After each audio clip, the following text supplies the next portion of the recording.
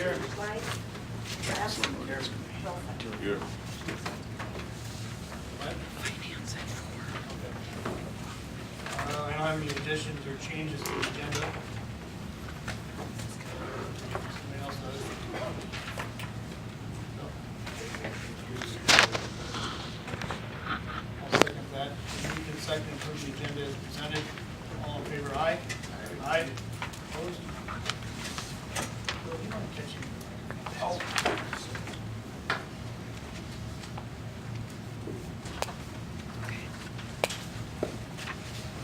All right. Everything on our table. All set.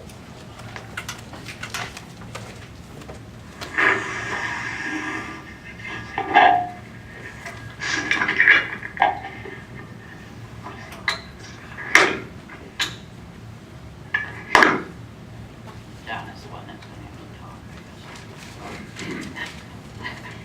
We'll figure it out. All right, citizens forum. Any citizens caring to come in, make comment, please do so, or, all right. You're bigger than I am.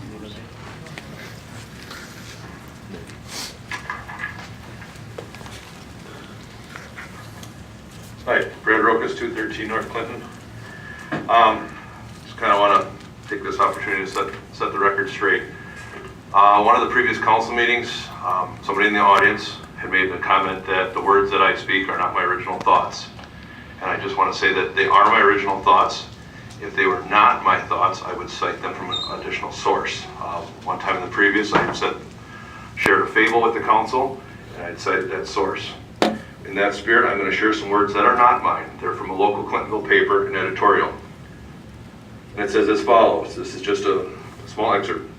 I hope to continue to see interested voters at future council and committee meetings. All are open to the public and provide an opportunity to speak in the Citizens Forum. That was provided by Mary Beth Keister, Alderperson District 4.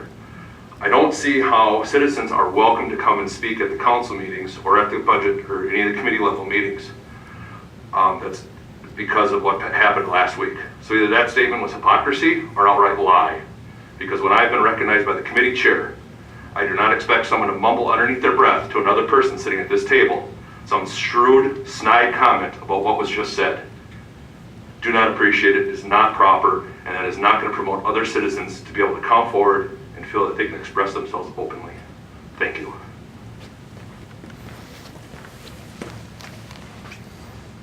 Brad.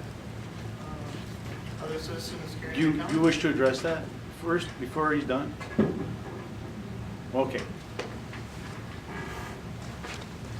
James Biggs, 166 East Madison Street. I understand that you have a very difficult task ahead of you with the city budget approaching and working on it, and you have some difficult choices. There's been a lot of speculation, a lot of things going around the rumor mill in the city and amongst employees. Just to let you know, I hope that you take into consideration that all the decisions that you make, you don't just affect individuals, just the individual employee, but you can affect households, families, activities, many, many things. When you do make your decisions, please keep in mind that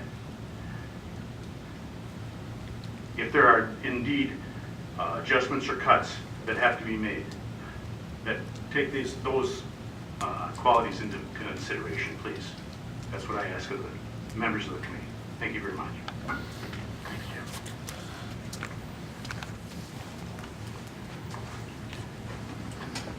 Other citizens caring to make comment?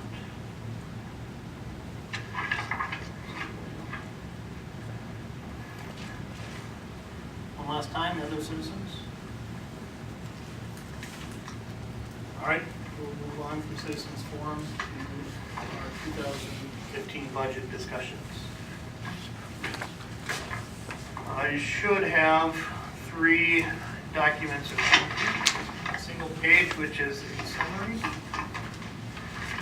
a multi-page, which is the familiar details of at least the operating or levy, to say operating expenses and revenue, and then a 2-page double-sided capital plan.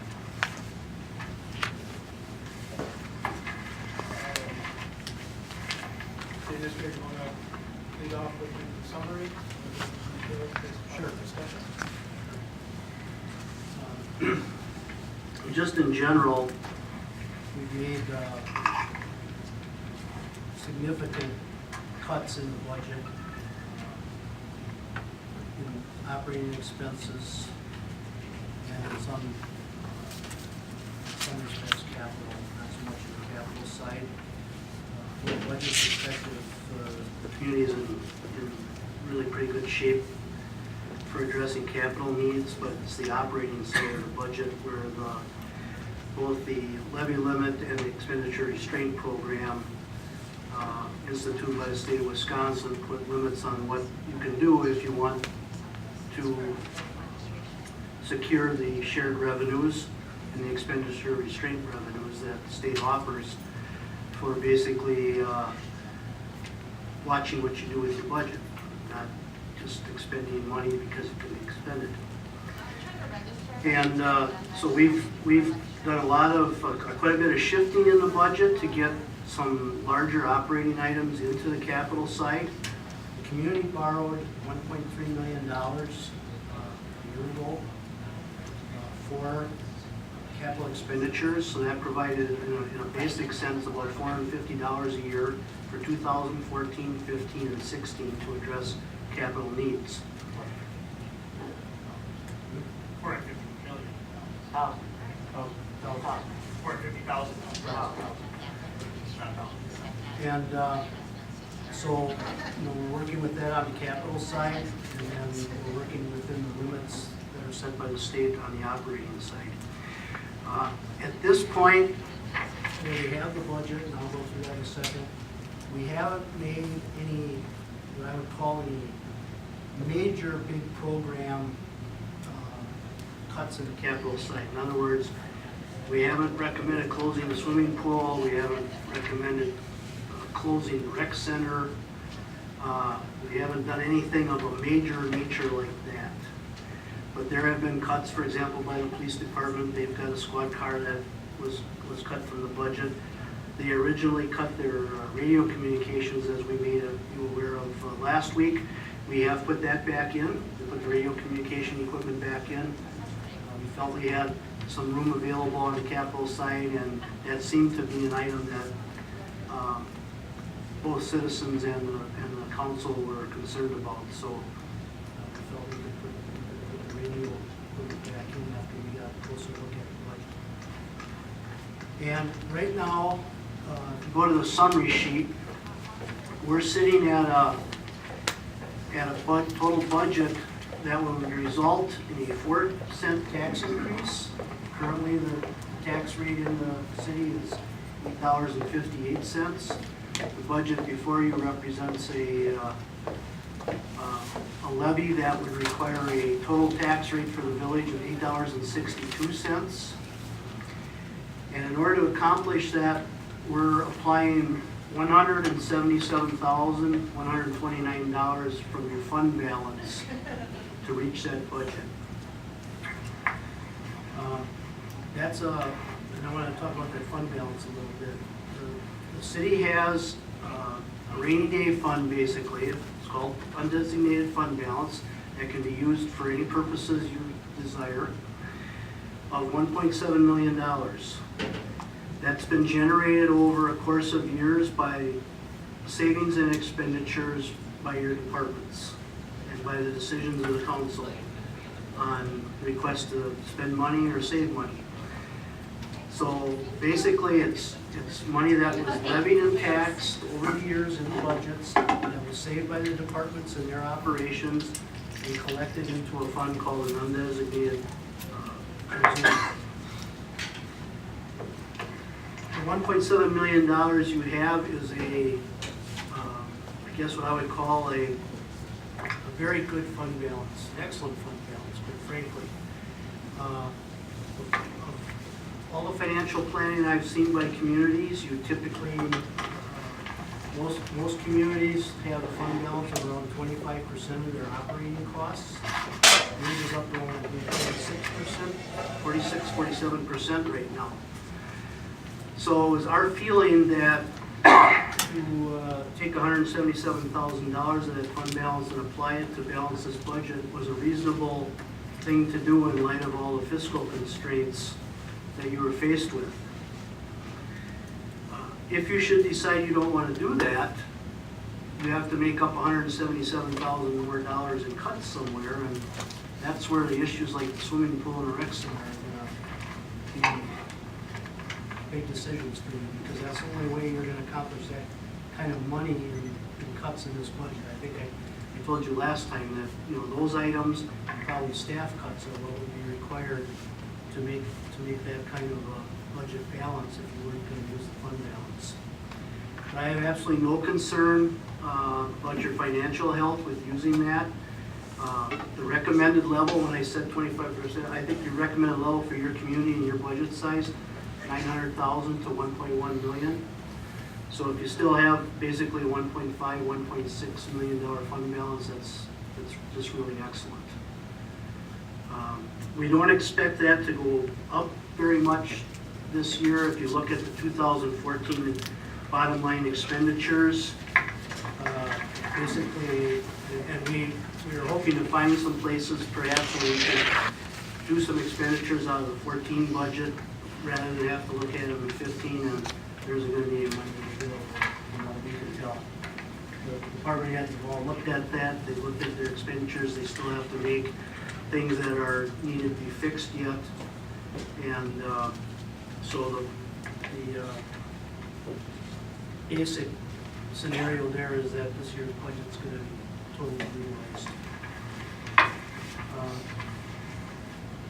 But with you know, we recommend the application of that fund balance to balance this budget, and then with that, the budget, as I indicated, has a 4-cent per thousand increase, which on a $75,000 home is $3, I believe. So it's not a significant, you know, tax increase. The one thing this budget doesn't accomplish yet, but I think we can get there, we set out to try and meet the requirements of the expenditure restraint program.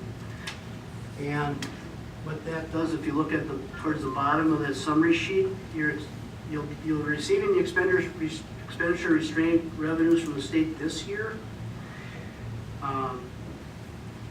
Based on your budget, you won't get them in 2015 because your budget that was adopted last year for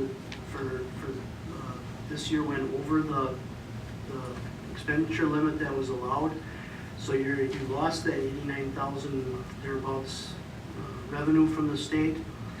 We've got enough cuts built into this and into the overall tax levy that's being proposed. And if we can find 88, and I'm gonna say 10,000 because I want to be a little bit on the safe side, but basically if we can find $8,884, it'll re-qualify you for the expenditure restraint revenue in 2016. When you file your budget for 2016, that's where you'll get that back if you meet the requirements. So we have a little work yet to do here. We thought we were farther off earlier today, and I had in some respects kind of given up hope of being able to get there without some major decisions like closing a pool but after we went through all the numbers, we got it down to $8,800, and I think somehow or other we'll find that in here. We'll find $10,000 in here between the departments to make sure we qualify you for that, so you get that $89,000 back. And all I can tell you is that's 1 year. It'll be tough the following year. It'll be tough again to qualify for it, but we'll do the best we can. I think if we can get it back for 1 year, that's great. Other than that, Peggy, is there anything, I guess, address a couple of the other couple of cuts we made to get to this. We did cut down the rainy day fund, so to speak, on an annual basis. We normally have $25,000 in there as a contingency. We've cut that to 15. And we're proposing a fairly major change in the employee health program, which I'll have Peggy explain because she does a better job of it, but right now you have what's called a health savings account, and that's been proposed to be changed. There'll be less assistance to the employee to pay for health insurance, and Peggy, if you explain that perhaps. That's partly where we got some of the cuts to get this budget to where it is. Our health insurance has two components to it before the insurance starts paying. The first one is the $3,000 towards an HSA. The city is looking at funding 2015 of $2,000, so the employee would be responsible for $1,000 of that $3,000. The next section is our HRA, which takes us up to our deductible amount of $12,700. And I'm giving you the examples for a family plan. I'm sorry, we will not fund the first $1,000 of a family plan of $3,000. And a single plan is a $1,500 deductible, and we'll only be funding that $1,000. For the HRA component then, on a family plan, we are not going to be funding the first $500 and the last $1,000. The tail end of that doesn't get us as much money because most people don't need that, but we're still shifting some employee responsibility to those who do need it. On the single plan, it will be, we are not funding the first $250 or the last $500 of their HRA, which is $4,550. And that is a transition in insurance programs is fairly common. A lot of times to get a new program in place that's going to save the community money, you provide as high an incentive as you feel you can to the employees to help cover that new cost that you're going to have and the savings that you can effectuate if you're changing plans. A lot of times that's a shock to the employees. So this was a good program to put in place, but it's very common to transition that back as we go forward. The other thing I would say about insurance is we're still evaluating that. We have applications from the employees, and we are investigating a couple of other plans. And we're also still, unfortunately, we're looking at the state plan. Unfortunately, or fortunately for you, I don't know, I got here a week late. And October 15th was the deadline to get into the state insurance plan for next year. So they will allow the community into the state plan and like to join the state plan, and we feel there could be some significant savings to the city by getting into the state plan. What we don't know is if you would be penalized by the current provider you have if you pulled out partway through the year. So that's a question we still have to get an answer to. If there isn't a penalty, I would suggest that we continue to look at that state plan and maybe between now and April make a decision of whether it would be beneficial to switch or not. Because the premium on that plan is lower than what you're paying, and the deductible, you have a $12,700 deductible. The deductible for the employee on the state plan is only $1,000 per family and $500 per individual. So overall, the employees could be paying less even if they utilize the health plan than where they're currently at. I think there's a question. May I have a question to the committee? We'll give the opinion to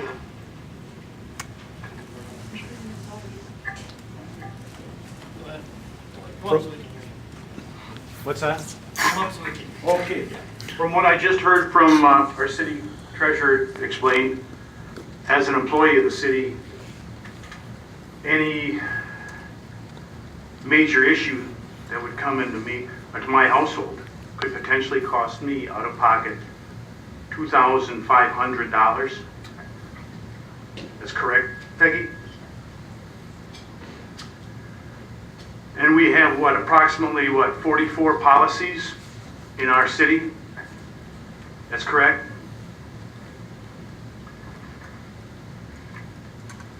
Before, when I asked about impacting households, how many of your households could it take an impact of $2,500 out of pocket? You can handle that? Yes, sir. I pay that much out of pocket every year, $4,500. in addition to what we're paying now. The thing is, we could also expect a insurance premium increase on top of that too, correct? Correct. From what I've been talking to other employees today, with no raise coming to city employees other than unionized police officers, which I'm not part of, $2,500 is one big chunk of change to come out of my pocket. And I'm going to tell you, I have gone through the last 5 years where I had a wife who had 3 major surgeries, and it easily would have cost me under the program of what you're talking right now, $2,500 out of my pocket. I ask you, where do I get it? What do I take away from the rest of my family? What do I tell them I can't have or have to give up? Is this fair just to balance the budget? Is there no other way? This is a very emotional subject, and from my discussions with fellow employees today, they got very hot when they found out that this was going to be brought before you. This is the feeling of the employees. I can only speak for myself, but I'm just telling you what I was told in the discussions I had today. Thank you very much. John? I'm sorry. Yeah, when I suggested we check into the state plan at the last meeting, I think that was maybe you, I don't know if you were here then, but I was told that we didn't check into it last year, and I just kind of wondering why. But also, you know, I'm thrilled to get here tonight and have you say, you know, presto, we've balanced the budget. But some of the things that we discussed at the last meeting as possibilities for balancing the budget, I think we were all conscious of the fact that we hated to see employees cut, and I guess employees affected in any way, because this, you know, this is the equivalent of taking money away. So we said, well, we balanced the budget, but we went for this insurance saving instead, but we didn't look at some of the services we were going to talk about cutting, and just to point out, we did suggest cutting some other things. I don't know if anything else was considered that we discussed at the last meeting. So I would say, first of all, you know, I'm glad we finally did check with the state plan, you know, after what I found out at Shawano, and I hope we will look at that in April and hope we're not penalized with our other plan. So I commend you for going ahead with that, but I think we do need to explain what the other possibilities are, because this insurance thing, that wasn't something we talked about at the last meeting. It was or wasn't? Wasn't. We talked about checking in to see if we could get it cheaper. Yeah. Yeah. But the cuts were already in there last time. The first, The first round was we increased it by $500. It was in the first round budget as well.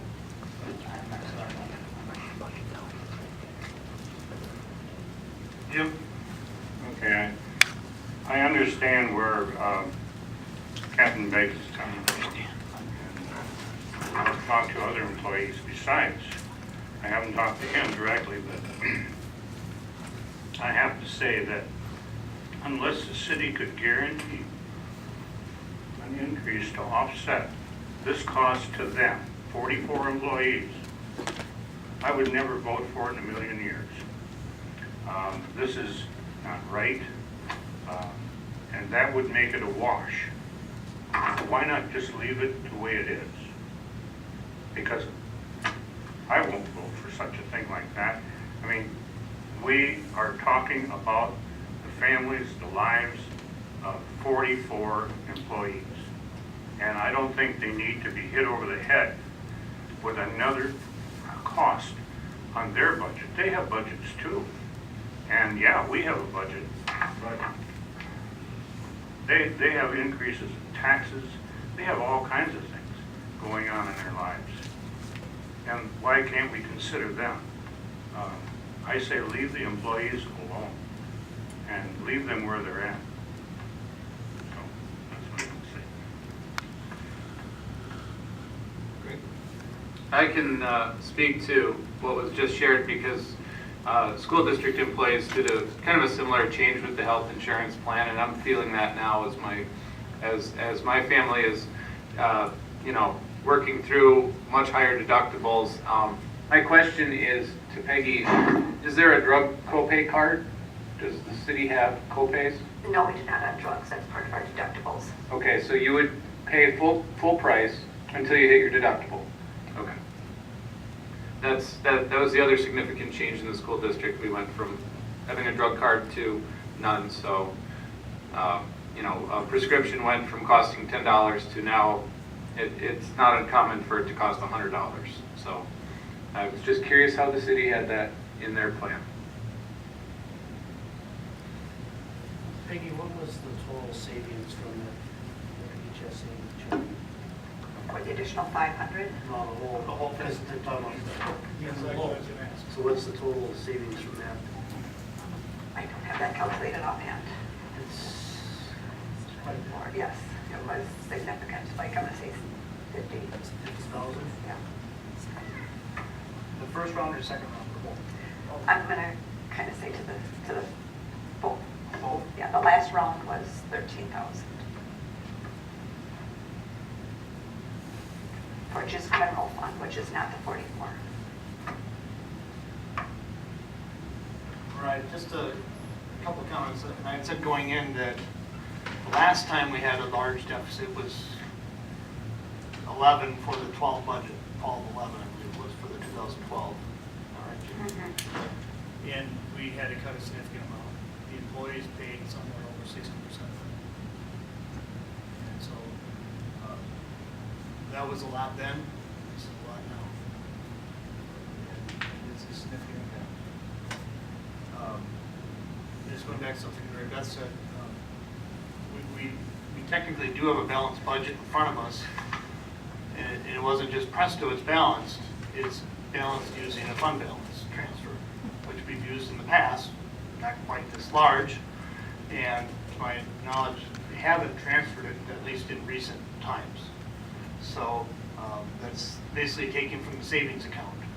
And if we choose to go this direction, or as Jim says, we would pull that back out for the insurance, we'll need to find 50, 60,000 in operating somewhere else, which is, we can work on.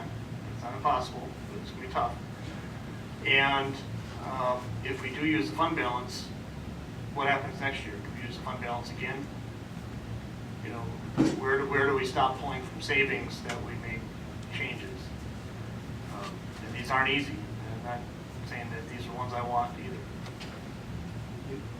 You used fund balance in 2008, 9, 10, and 11 to balance your budget. I think one of those years you actually didn't use it. And the highest amount that's been used in the past is about 90-some thousand. So this is a higher amount, but it's, I don't know if you've been faced with cuts as large as this either in the past. This is a pretty huge whack at the budget or, you know, guidelines.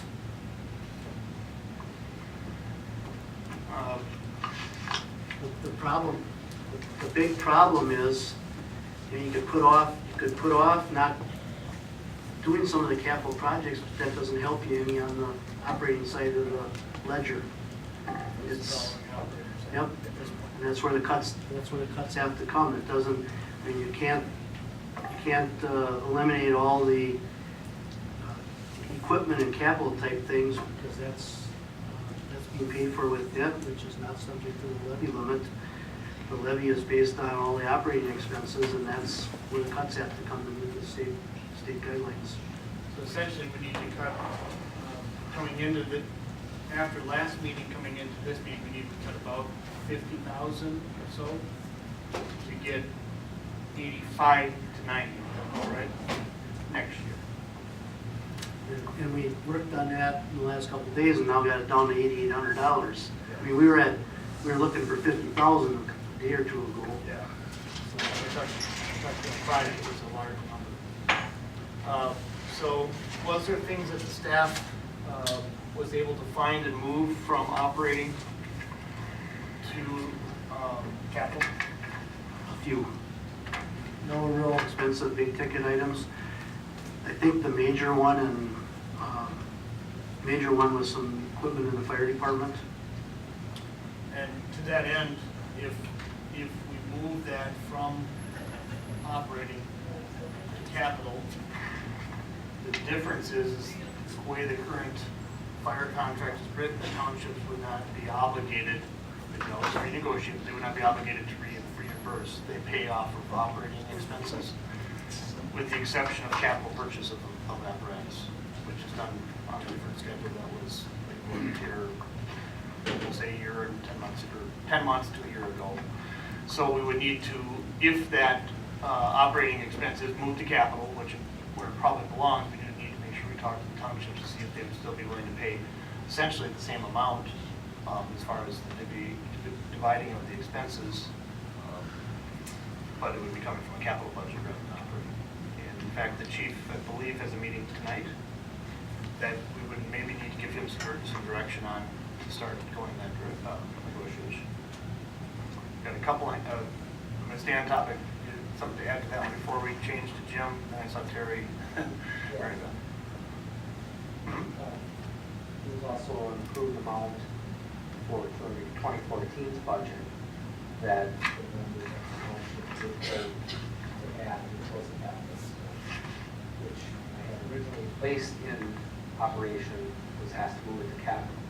So the 2014 is a much larger amount than what was proposed in 2015. So I need to clarify those 2014 as well.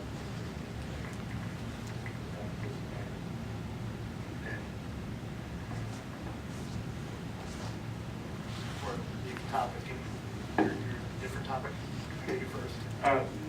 Going back, Okay, that's fine. I just want to stay on one topic to complete the thought. That was Mary Beth, was a different topic. Same as a chief or No, a fire?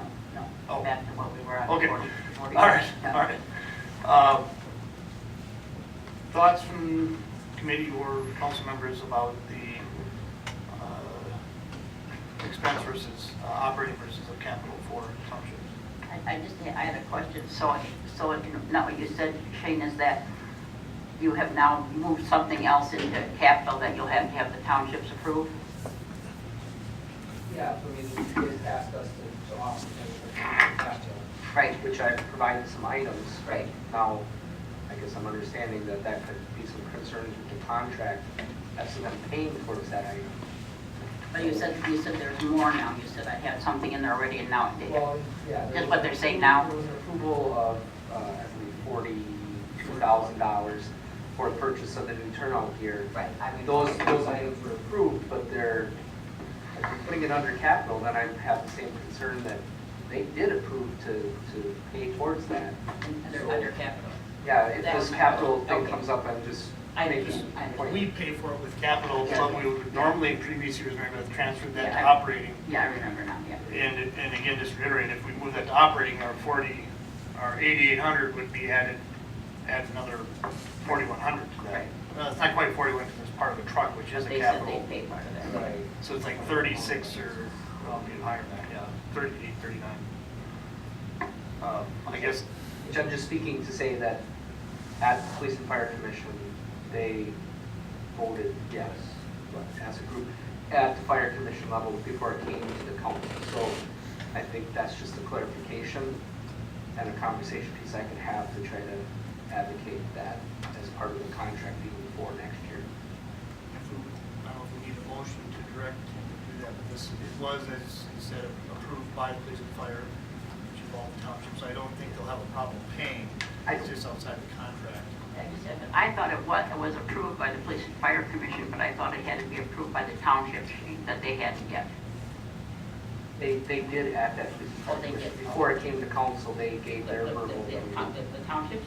Yes. Oh, Or I should say, well, they don't have a vote. they don't vote, yeah. The majority spoke up in favor. Because I was told that it hadn't been approved by one of the townships. Yeah, I think there was one that was against it. Well, that was my question. All right, so I guess I'd entertain a motion if needed to direct the chief to talk to the townships about the items that were moved from operating to capital. I'll form that motion. I'll make a motion to direct the fire chief to talk to the townships about the items that were moved from operating to capital to ensure that proper payment according to the contract is made. I'll second that. Okay, discussion on that.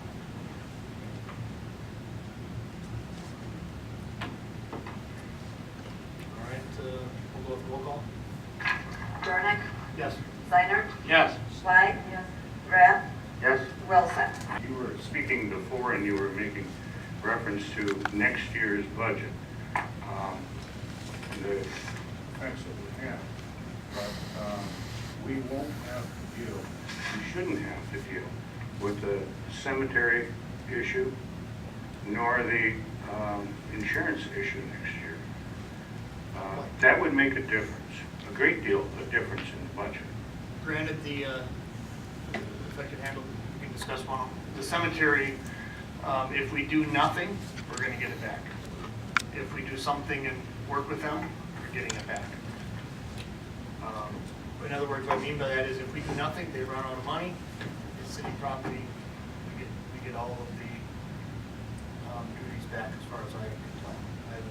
We have a meeting with them this week. So in other words, it would be then under the control of the council. Essentially correct, yes. Yes. And they wouldn't have that cemetery board? If we do nothing, that's correct. Okay. And that would happen probably November 15th of this year. Oh, This would be fairly quick.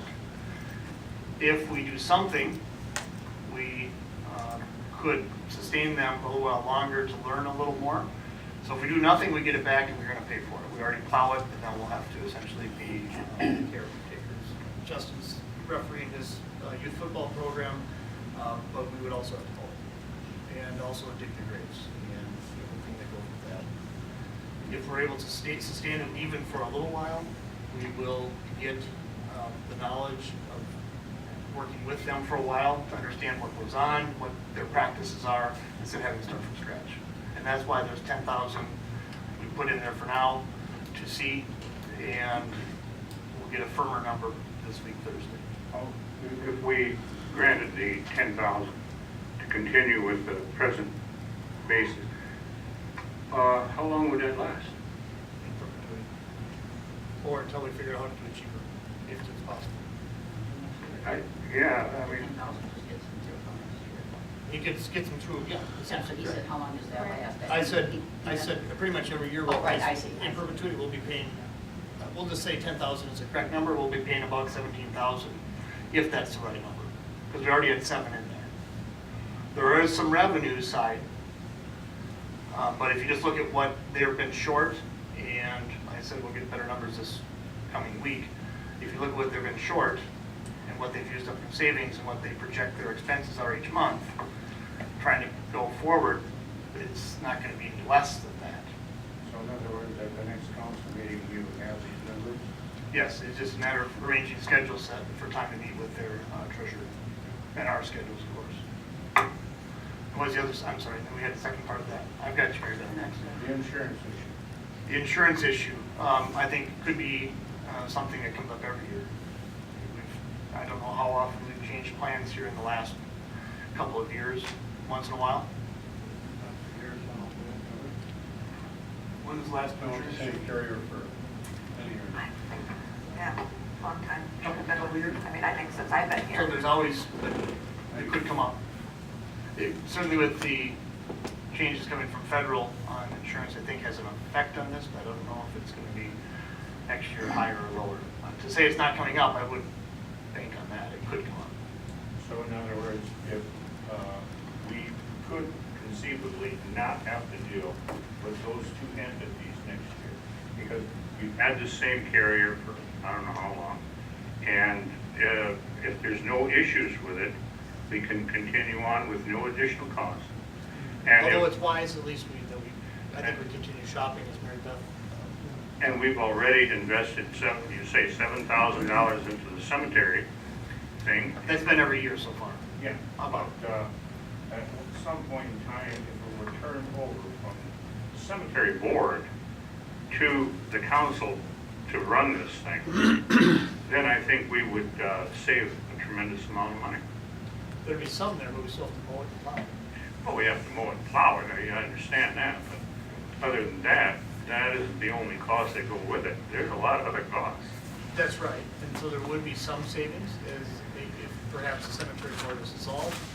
Savings there of positions, say the treasurer gets a sum from the treasurer, that would be absorbed into the city accounting system. So there's a marginal effect there, but there'll still be things to deal with. Health insurance? Yeah, just to clarify, the premium went up 35 initially. The initial was 38%. 38% this year, so that's a significant increase in cost when you look at what that program's costing you. Now, through working with them, we've got it down to 27% increase. And that's why I was thinking, if the city were to take over the cemetery issue, we could offset any additional costs in our insurance. That way it would be a wash. And that would, Cost money. The I cemeteries. don't follow you. Yeah, explain that. okay, if we let it go as is with the cemetery, it's costing us a lot of money. Yeah.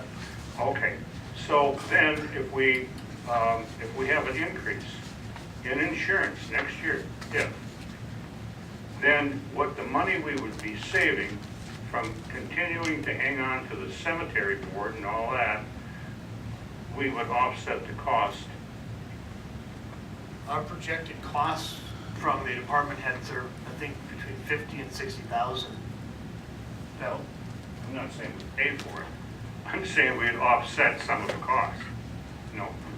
No, because the expense for the cemetery is the 50 to 60,000 and the revenue might only be 20. Yeah. So we would be taking over the cemetery and operating, that would put us at more of a loss.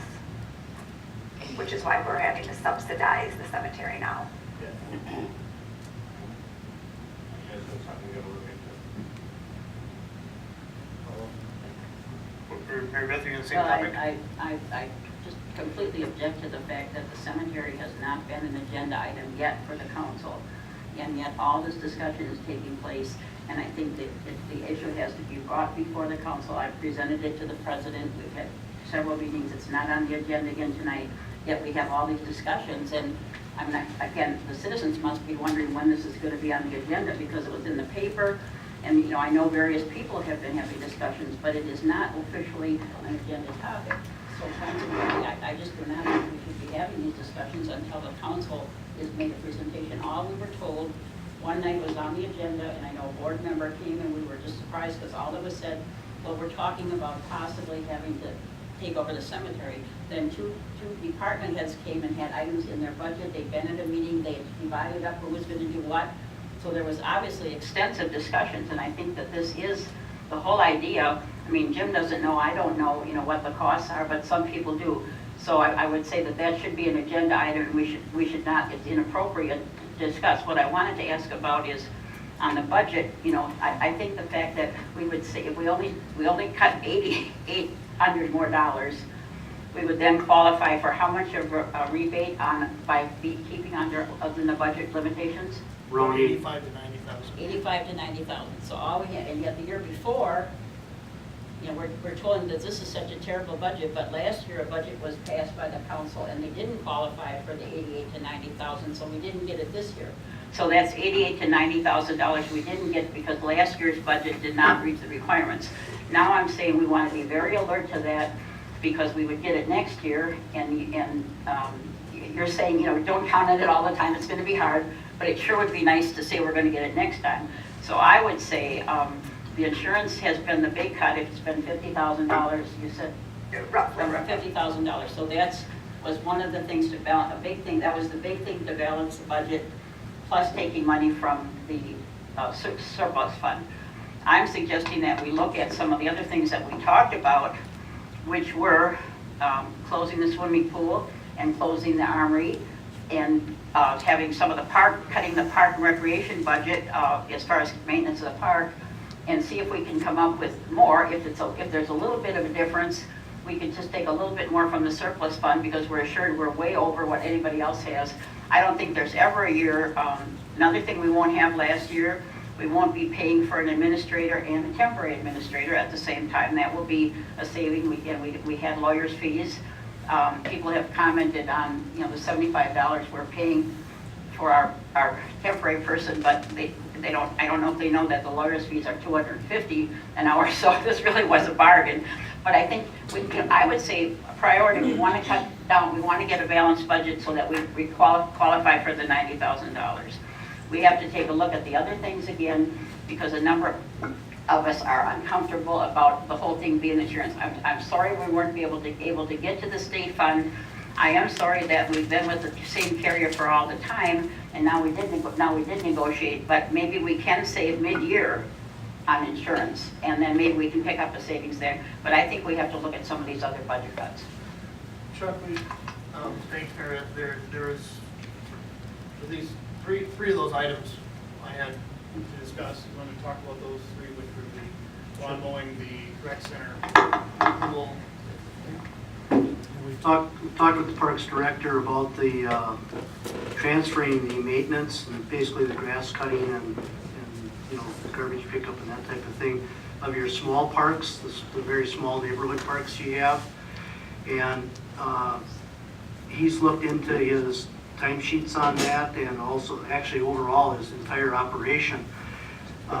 You'd be surprised, only about 15% of their time is actually spent cutting grass. I thought it had been much higher than that, but that's all it is in terms of parks operation.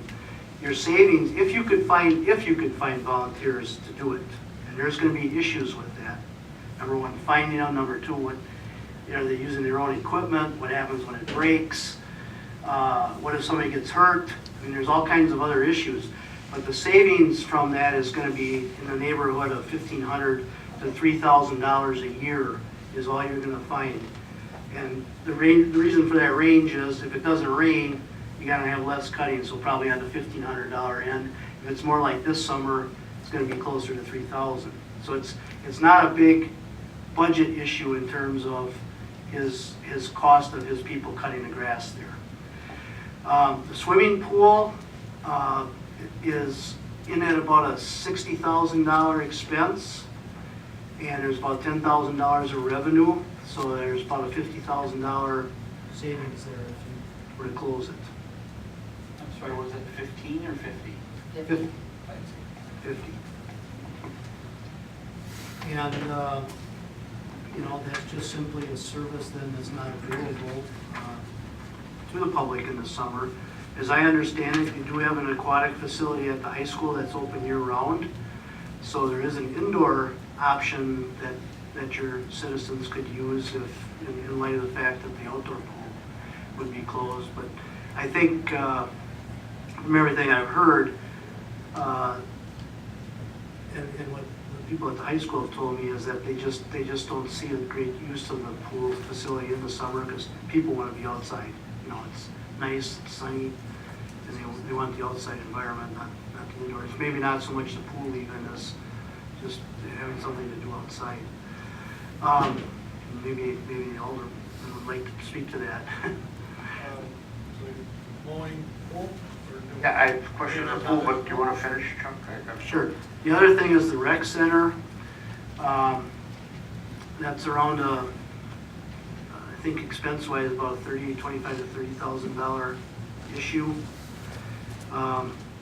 The thing with that is, and quite frankly, in my opinion, all these big issues, the pool, whether it's the pool or rec center, I believe the council should have started those discussions and had the staff involved in those discussions probably starting last spring or right after last year's budget, if that's where you're headed, because you have so many entities involved in there that are, they're service to the community, they're giving cheap rent right now, and you have no feel for what the costs are going to be to your community to lease space for the Parks Department to do their maintenance on picnic tables and that type of thing, and the stuff they build. You don't know what it's going to cost the police department for record storage and evidence storage that they currently have at that building if it's moved. And what is the impact going to be on the other agencies like your food pantry to find a new location if you decide to close that building or tear it down? So there's a lot of things there that are gonna be very difficult to try and do anything with in the next 2 weeks while you're faced with adopting a budget. I mean, those really need to go on all year, and I think the cemetery is another one that I've put into that category. I mean, there's a lot of discussions that have to take place on those types of issues. But, yeah, I mean, if you're not gonna do the health insurance issue with the employees, then you're gonna have to do one or maybe a combination of those other things to find that kind of savings in the budget. And I don't know that you're in a position to make those kind of decisions. I mean, probably the pool would be the easiest one, because you just close it, it doesn't affect a lot of other groups. But that's, that tends to be a big decision in communities when you do something like that. On the same topics. Yeah, regarding the pool,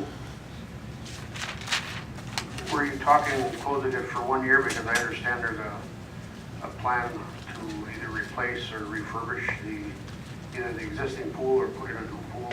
There's no plan. There's been a study done on the costs of Study? various alternatives. And it's your Parks Director's opinion that the current pool he can limp it along for 1 more year without making major investments this coming year. After that, he's got 50, 100, and $2 to $3 million alternatives for you to look at. So you're going to be making a major decision on what to do with that facility for down the road. But he can, like I said, he can limp it through 1 more year based on the budget he's presented. And but obviously, if you close it, then that money doesn't need to be spent for the most part. I mean, they're still going to have insurance. It's still a property. You're going to probably still have lights around the area. There's some minor expenses you would still have, but the major ones you can get rid of. The last, and I'm glad you mentioned that because that was part of the discussion last year.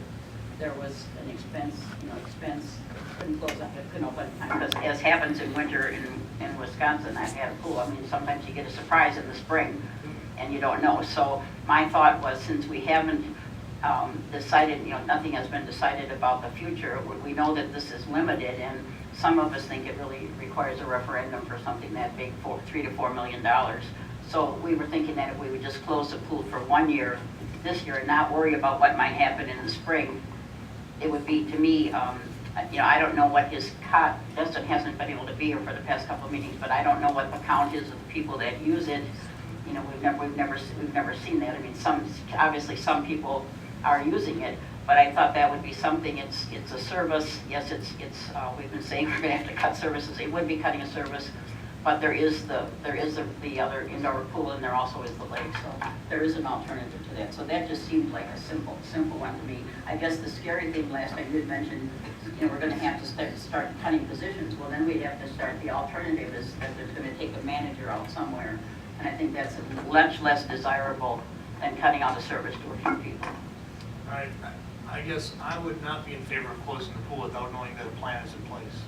I think it needs to be looked at, it needs to be studied. I believe in our audience right now, I'll give a presentation about some ideas about the pool. I think I'd like to see more of that. If we had a plan and we know what we were going to do, so that, say, August 31st, when we closed it next year, we knew we were implementing a plan, I'd be great with that. And if we can limp it along till then, great. If that's where we choose to go and what we want to do with that money, via referendum or whatever, I'd like to know that we have a plan in place to do that instead of just closing it and then figuring out what to do after that. I think great. I would agree with Mark on that. We need to keep our options open for recreational activities for people that live in our city. Clintonville is an aging demographic, and if we're looking to recruit young families to want to come and live in Clintonville, closing the pool and having 2-foot-long grass in the neighborhood parks is probably not the best answer. So we need to keep these things operating to keep the city alive and interesting and encourage people to want to live here. I don't think that we can close these down. At this point, it's too quick of a change, too quick without having a full thought-out plan. It seems like there are two major issues on the table that'll dictate what we do next. The first, and they're both philosophical. First is, are we comfortable taking money out of fund balance? That's a question that we need to answer as a committee and as a council.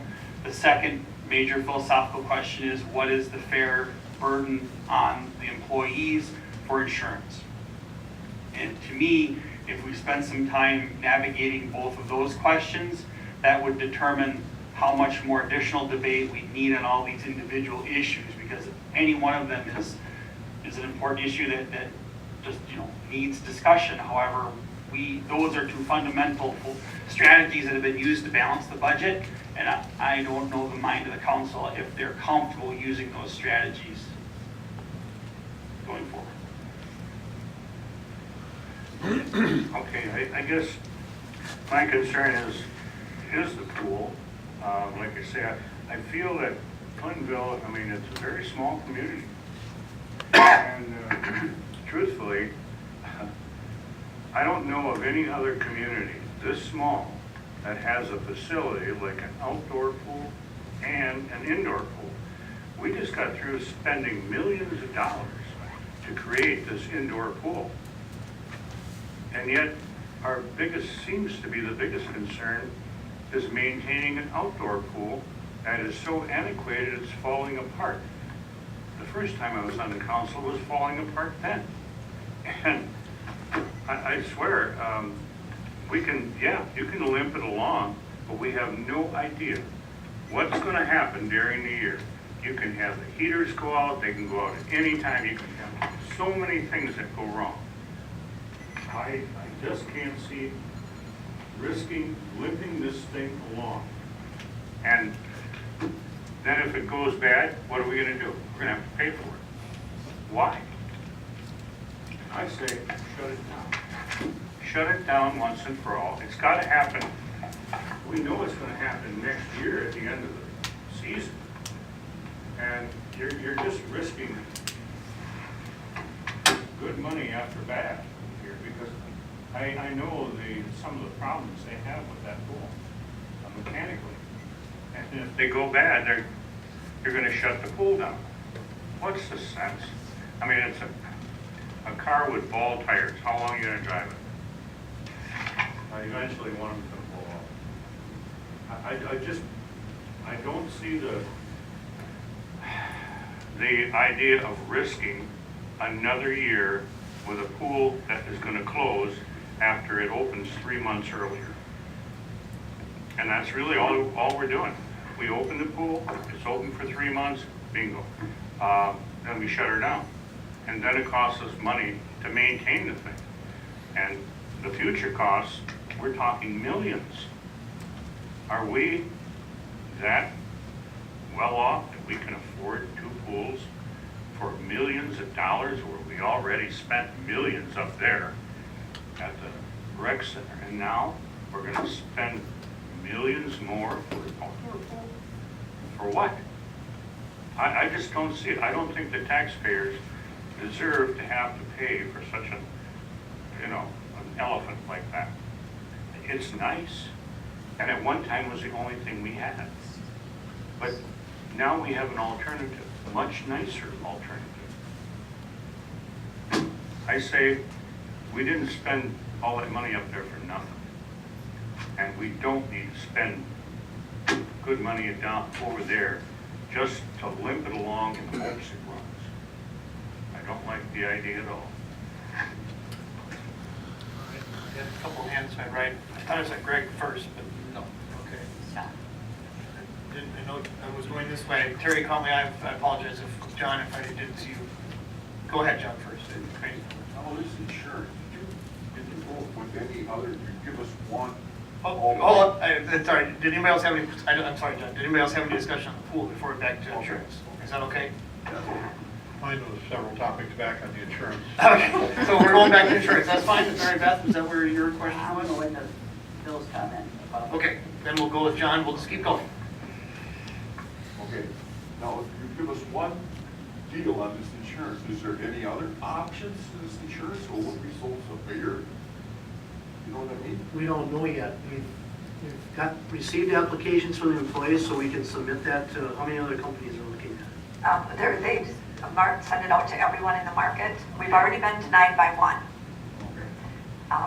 Previous years, the last time we did the applications, all of the other companies came back and denied us.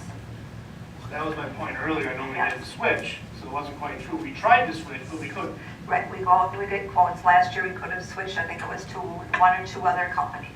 And then you compare the coverage and I everything. know we've done those applications. We do the applications quite often. We go out to market. The insurance companies look at loss ratios, they have all their actuary numbers, and that's how they come up with everything. And also, Mark, this year, if this year is brought down, we should be cutting, like Jim was saying, this year pool and other stuff, so we're not expending this, whatever, to make up this shortfall. We should be cutting other stuff also, because next year, the budget was this much, the taxes are gonna go up because we put that much into it more. Oh, that fund got 1.9 billion or 1.7 billion. You can't rob Peter and pay Paul all the time. You've gotta fess up and cut where your stuff is just wasteful. You know, it is, it's wasteful. What do you do at home? You cut until your budget is right. You don't keep on spending. That's just a matter of the whole country. Thank you. I was just gonna, Bill mentioned that he called it philosophical, I guess I call them dollars and cents, but when it was presented that the budget was balanced and a amount came from using the fund, and that had been used before, not to this extent, but it isn't a precedent. I didn't hear anybody say anything that they didn't like that. You evidently, I have heard all along. okay, well, tonight I just didn't hear anything to say, so I think that, again, it's a council decision, it's not just the finance committee decision, so it needs to, and then we haven't had the public hearings, and when does that come up, Mark? That, What does because of our budget numbers, we have to publish, and it has to be, at least we think it should be balanced when we publish it, we'd probably be responsible. Last week, Friday, would have been the publishing deadline to stay on the target of what we proposed to the committee at the beginning. Because of the information just not being ready yet, and more numbers and discussion needed, we were hoping to publish this Friday. Yes? Okay, we're hoping to publish this Friday, which means the public hearing would be, 18th. I think that's really important because, I mean, a number of citizens come and listen to this, and I know that it's being taped and broadcast, and that's great, but I think we do need to, I mean, I've had constituents that I've talked to, and I think we all have, but I think we do need to, the public has to have a chance to speak. As I think would be appropriate even on just a regular council meeting. Oh, right. On the 11th, I think it is. Thank you. The 11th, I hope we have, there's certainly citizens. Yeah, but they'll already have seen it, yeah, they'll already, They'll have seen it. they'll have a chance to that, right? I don't want to wait until, just as we're going forward, our hope was to have the hearing during the council meeting, to gather the input and try to act on changes or I input. remember that, yeah. We do have a hard deadline at the end of November, back to December 2nd, 1, 2, where we have to get to this county for tax bill and come backwards. We need to publish appropriately for our public hearing, so that is in the paper for the correct amount of time according to statute and so forth. So things are getting squished down in time. Yeah, but, I mean, I think it's good that the public knows that this is coming, and they'll have two chances, actually, the next council meeting and the public hearing. Correct, that's a good point. Chief? Question I had that thought was a while back, but when we were talking about the fund balance, and maybe our administrator can answer this. If the amount of money that comes out of the fund balance, does that reflect against the amount from our expenditure restraint? If more were to come out of fund balance, does that affect? No. Because what I It's only what you levy. I'm sorry? It's only the cost you levy. Okay. What I'm wondering is this, you mentioned that we need 51,000, in the correct, Mark? Is it around there, 51,000 for the insurance to Yeah. give us, Yes, to make the possibility of 88 or 89,000. about there, yes. Okay, so the option you're talking about is increasing the employee's insurance for $2,500 out of pocket each year before the city, or along the way, before the insurance pays. If the additional amount needed was taken from the fund balance. I know that's a sensitive issue with people. I'm just throwing this out. I'm thinking about this while you were talking. If the additional fund was taken out of there, let's say 51,000, to allow us to get to that point where we'd be eligible for the 89,000, and when we get the 89,000, could we just put that 51,000 back in? We're still 37, 40,000 ahead of the game.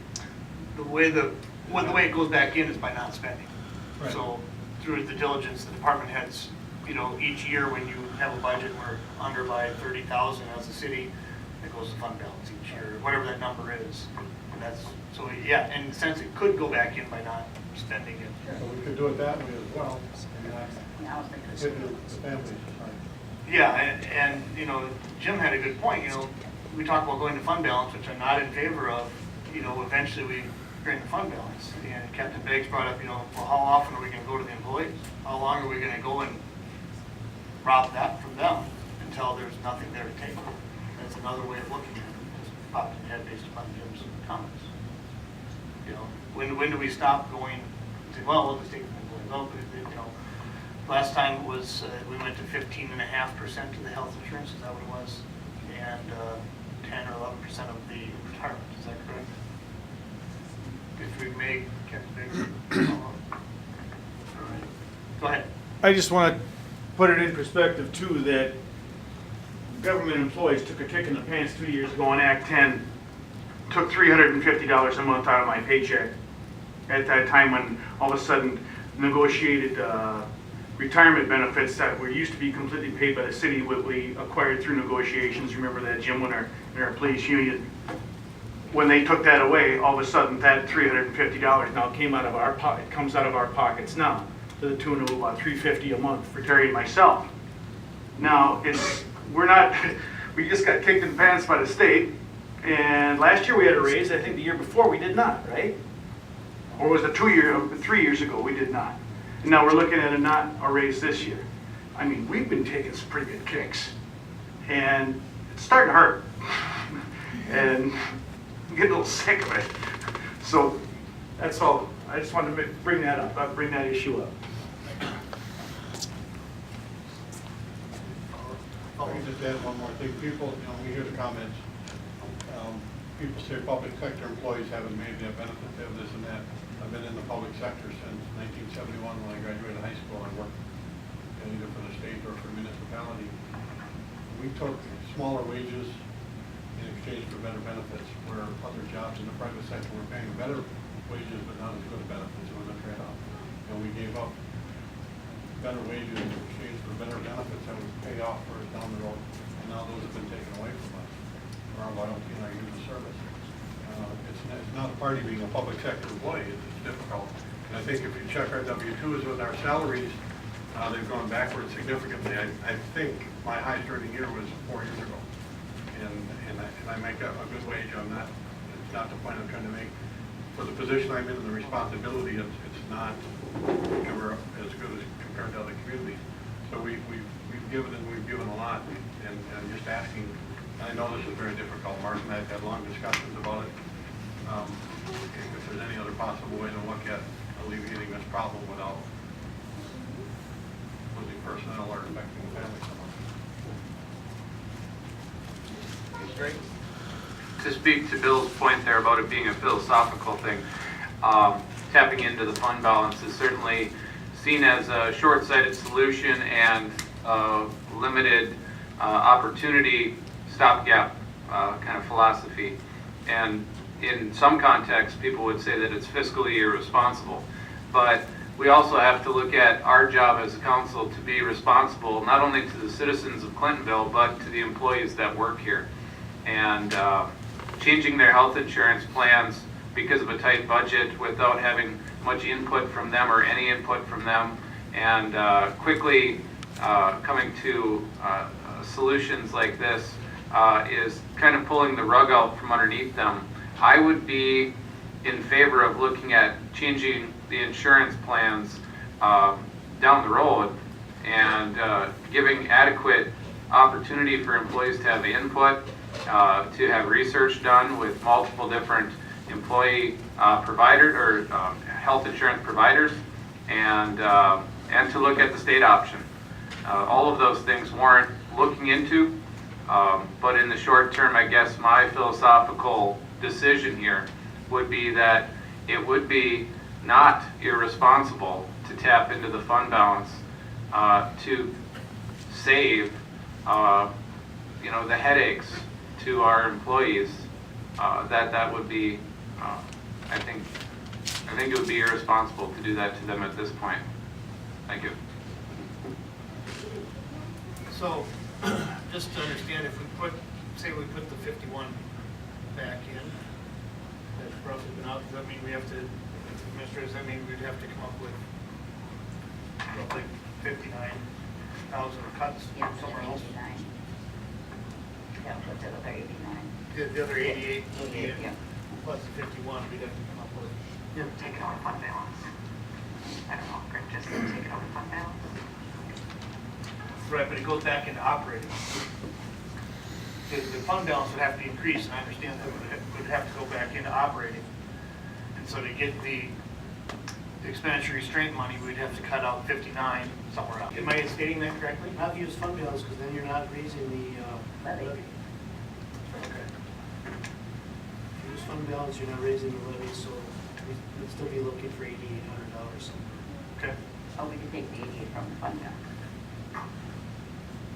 And we have to lower. To spend, yeah. Well, Yeah, we have to, right, yeah, got it. levy. Yeah, gotta cut it, yeah, we gotta cut it, okay.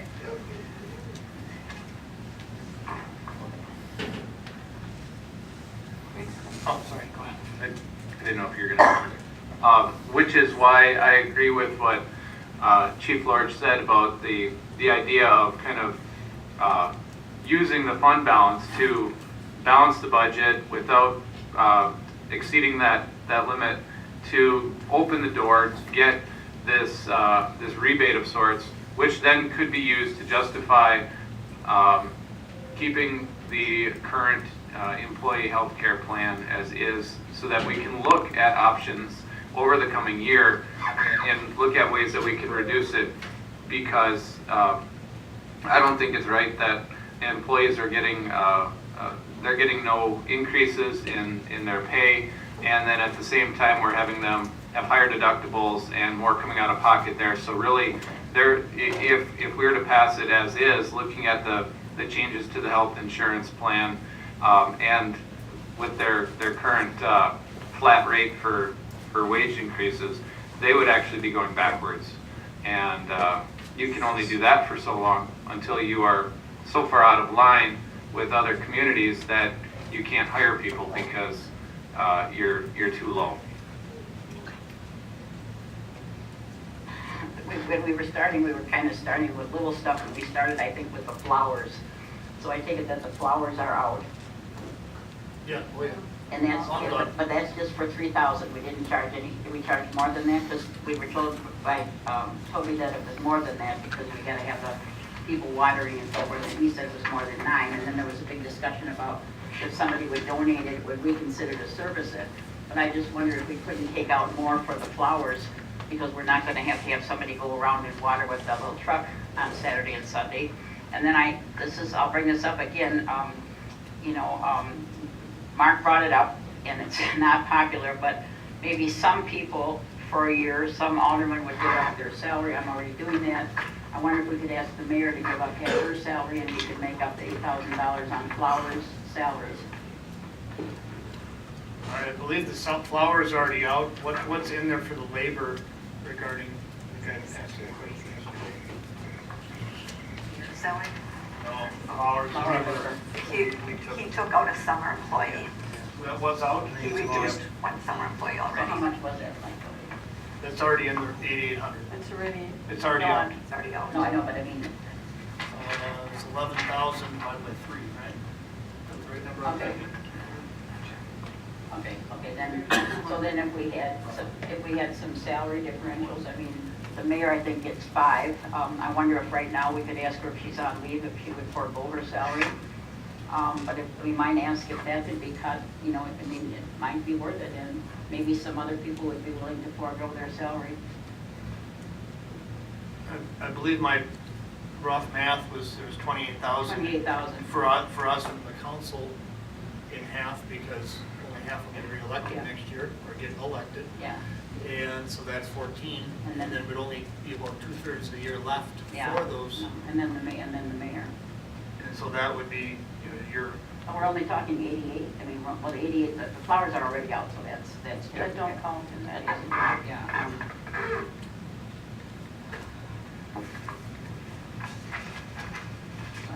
Go back to the pool, see if we got.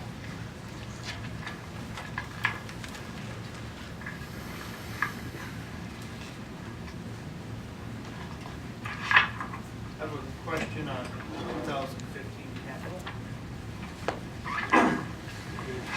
If I go to Public Works, on page, capital fund, the multi-page, you know, the two at the bottom.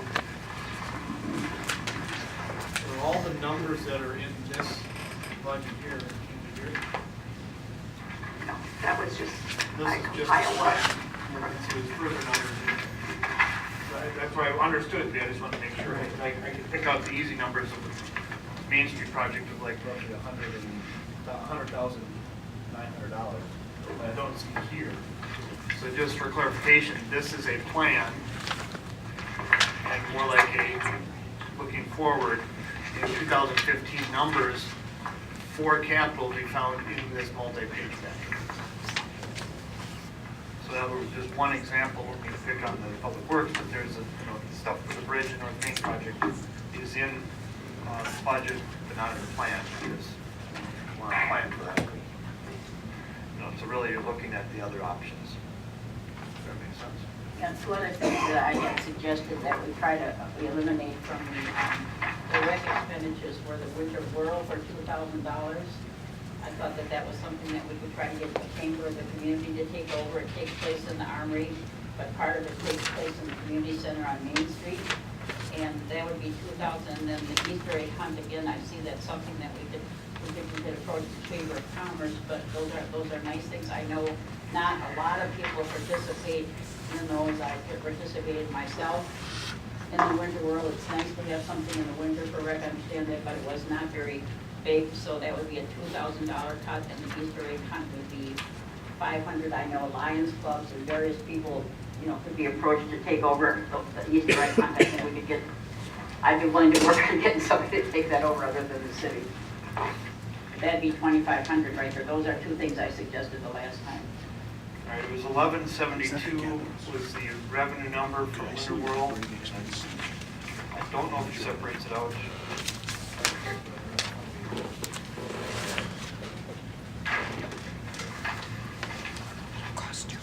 Justin indicated 2,000. 2,000 in expenses and 1,100 Go to 1,000, 900. 900. to start. And It's 900. then Easter egg, I don't think that's buried in there. They didn't have the income on that. It's 500 expenses. I can't think they charge for the Easter eggs. A lot of donations there too, so there's donations at 500 that usually cover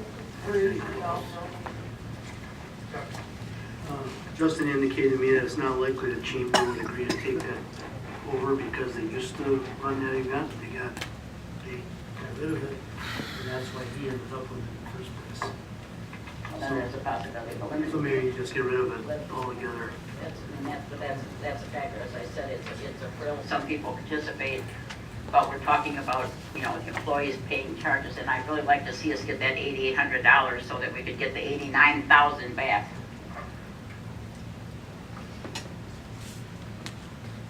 Sorry, go ahead, Vicki. Winter Whirl is scheduled to be a wash, so there would be no tax savings there. And how did we come up with that, just so I understand?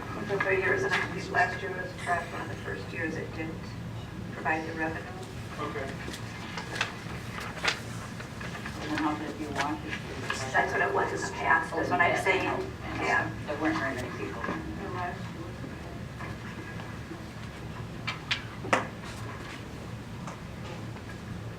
And all this stuff is great, it's just that if we could cut $8,800, we could get $89,000 back from the state, so, no matter how much you like it.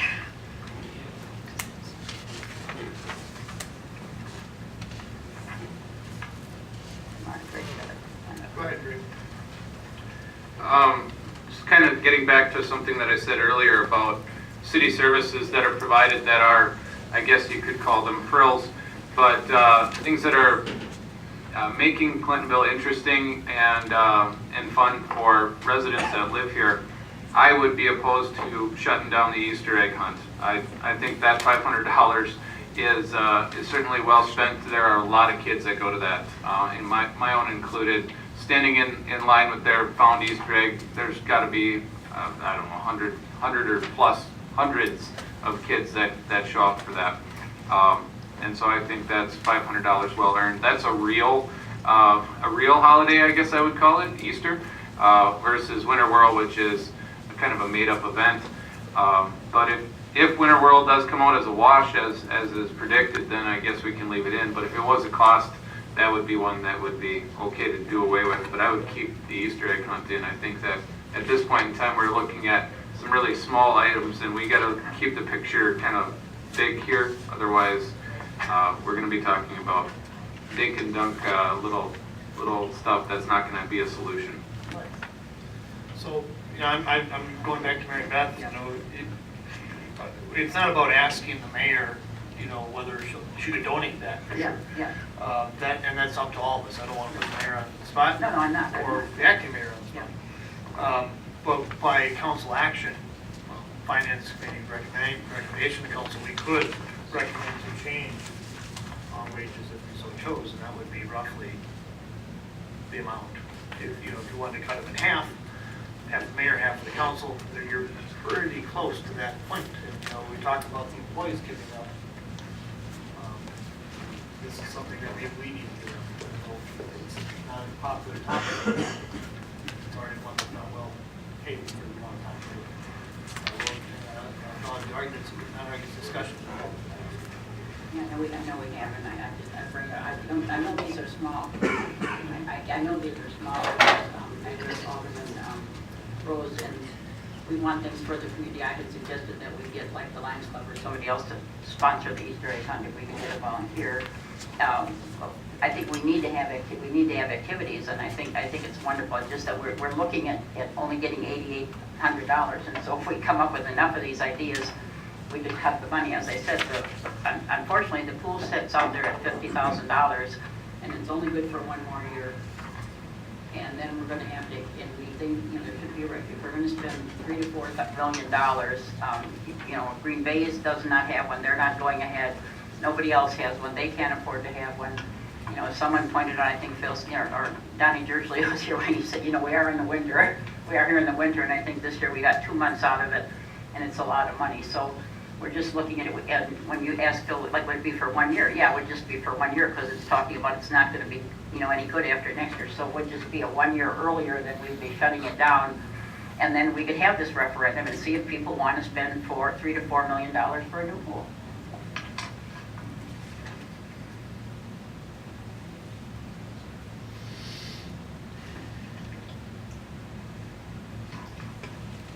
If we were to take the 50,000 out of operating, roughly, well, whatever the deduction of revenue in the operating, whatever that number was, it's actually 60,000 out of operating.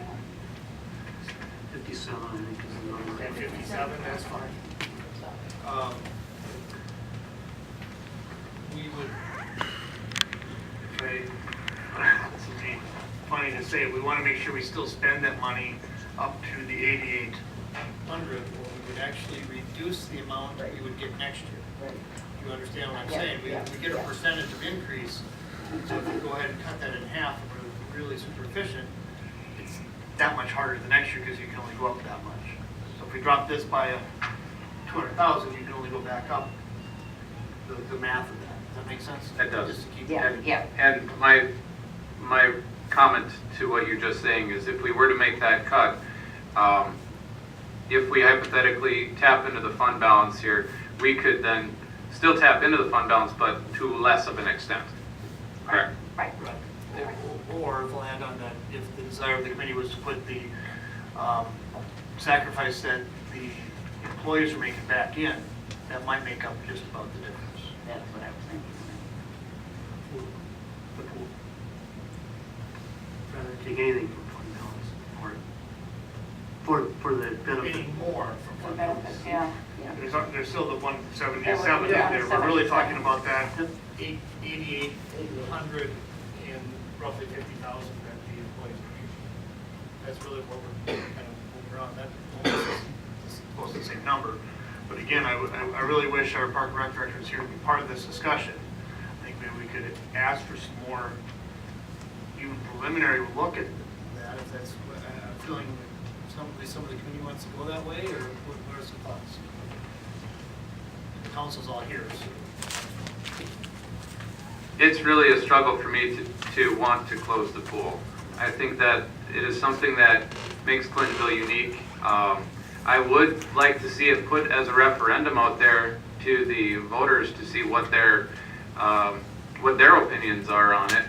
That doesn't fix it in the short term here as far as what we do next year.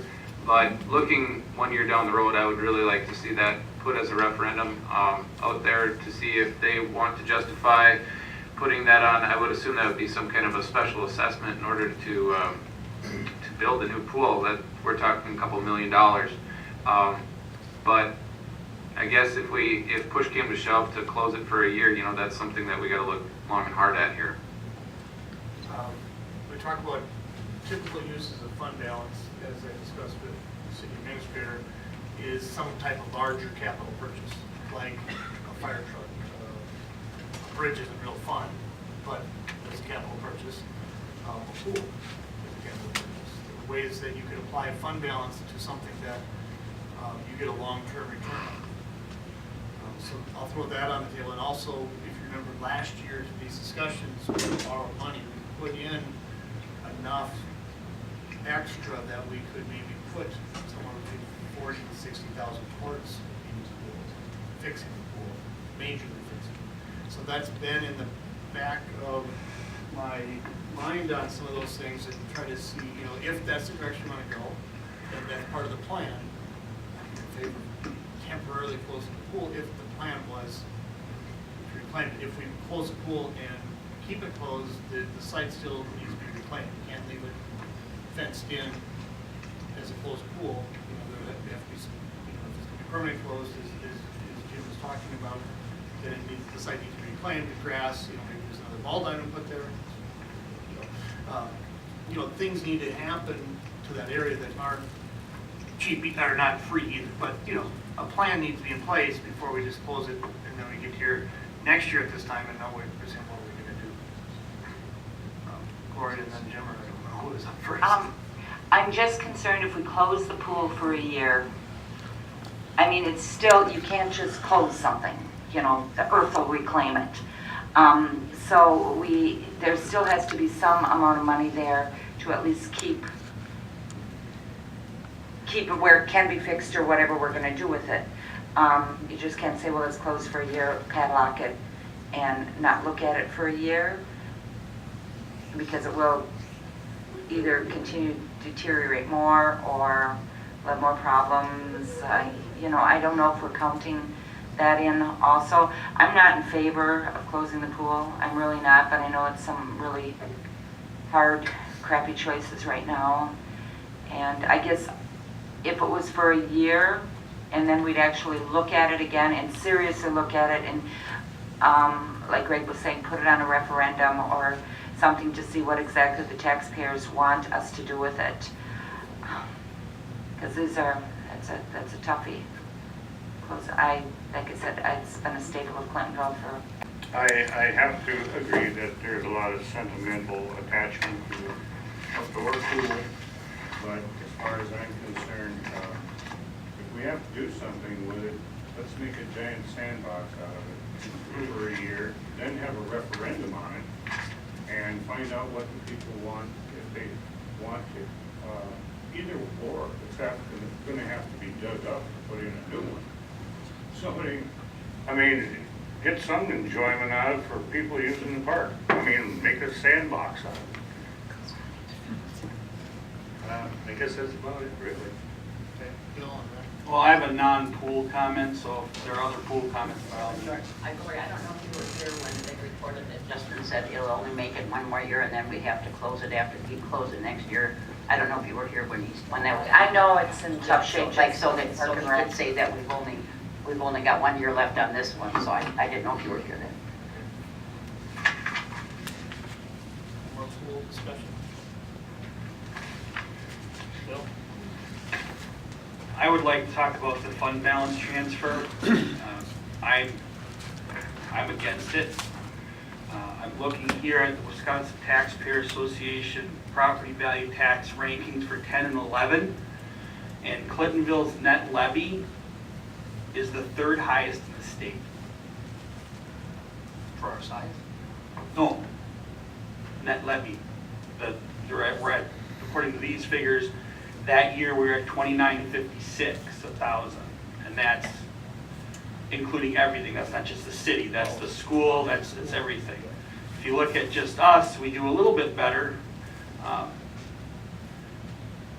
But the point is that the people I talk to, and I guess frankly my personal feeling is, we pay our fair share of taxes here.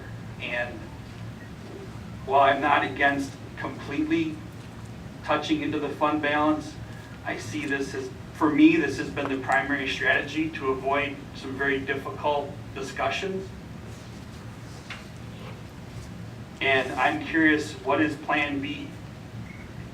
Is there an alternate plan if we're not taking 177,000, which is almost double the most we've ever had to take in the past, at least in recent history?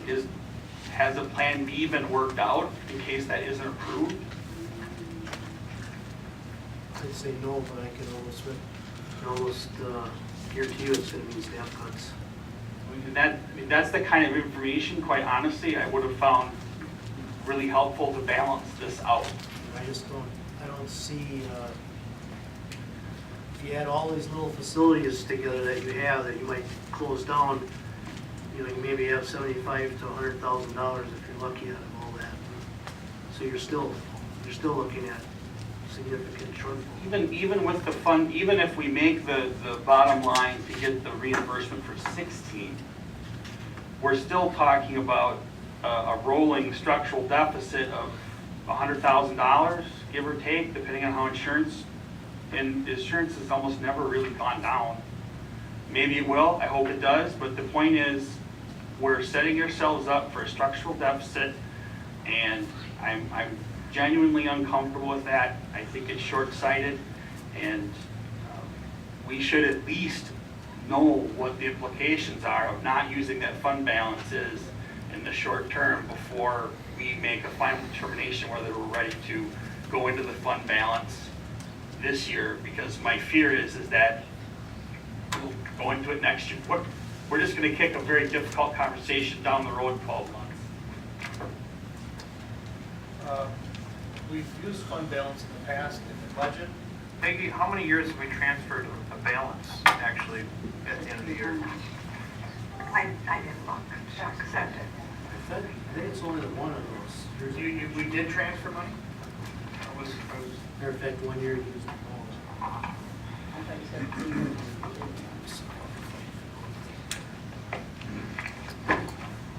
My point is, we put it in there before, but because the department said that the department has been good, we haven't had to use it very often.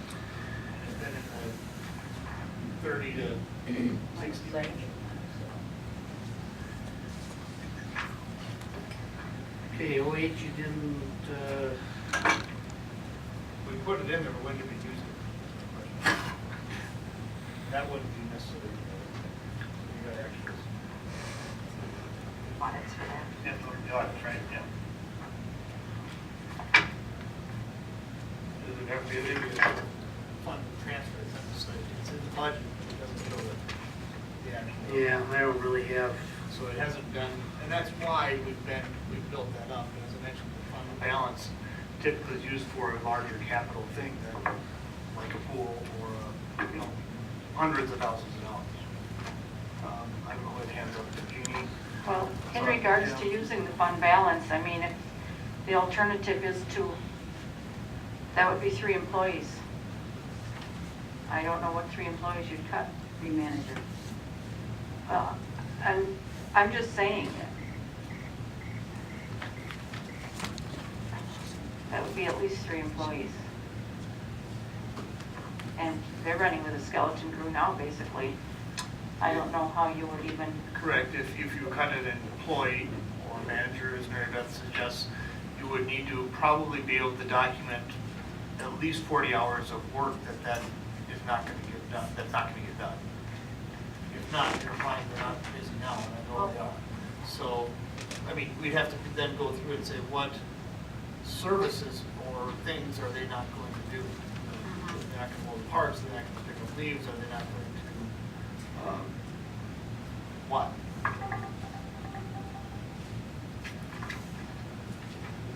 well, that's all. Well, I guess it is, it's like I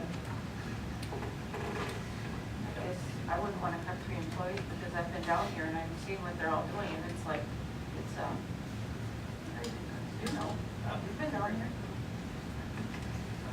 Jim? Yeah, I think I have the same question you did. How many times have we used that fund to balance the budget in the past? I think earlier we were talking about maybe 3 or 4 times. I'm thinking that's how many times it's been used for that. But one in particular that I think I know about was the street department. Some years back was short on sand and salt, and to get their budget up there where they could afford it, they dipped into the fund balance. Now that isn't exactly the kind of topics you're talking about, like a large capital outlay. They would have dipped in with, for the budget. Yeah, it was like $70,000. I don't remember that in the last few years. It would have been approved by council to dip into it. You can't just dip into it. Right. You would have the council actually apply that. I do and then remember you'd have to those apply about to the it. salt and sand, but I don't remember exactly what we did. Yeah. So the next one, I think Gregory, you have to. He listed 3 different, he said we used it 3 different times and one time we didn't use it, but I know. No, it was in there 3 or 4 different Oh, I times. Been in there 4 times. Oh, I thought you said. It's been in there 4 times. I Didn't use don't it. have a record how much Oh, use. okay, well, that's, but I think, you know, the fact that this isn't, you know, this isn't just for capital expenses, and I think, as Jeannie says, you know, we're talking about, you know, really kind of an emergency situation. Last year, I'm just curious, last year, when it came to, you know, that you wouldn't, if you didn't have followed the budget guidelines, you wouldn't get back the sum of money from the state. I assume you deliberated long and hard on that, and I don't know how much the difference was that you would have had a cut. You know, I wasn't here last year, but 60,000.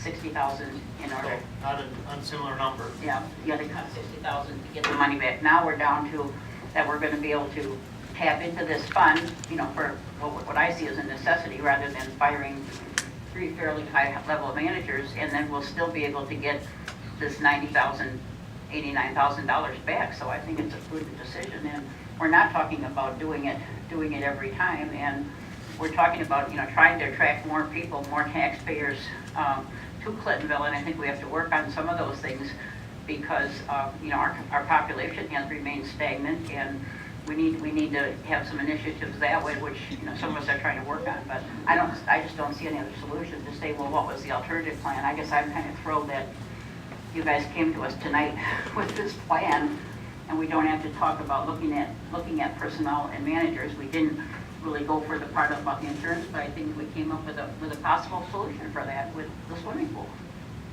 So that is the alternative. Greg? I think that we've pretty much stated our philosophies on how we feel about certain things, whether we tap into the fund balance or not, whether we close the pool or not. Those things have kind of been talked out. But we still got to find $8,800. And I started just kind of going through line by line, and I got a few questions if we turn to certain pages I'm looking at some line items. On page 1 of the general fund expenditures,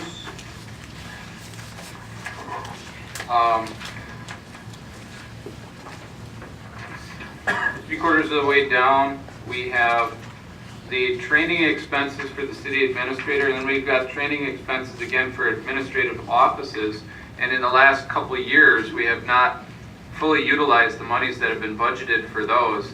Now, don't get me wrong, it's important to keep our employees well-trained and send them off to workshops and courses and such to keep their skills up. But if they're not tapping into it, why are we justifying, for example, with the city administrator, training expense, we've budgeted $4,000, but that has not been used and could probably be reduced.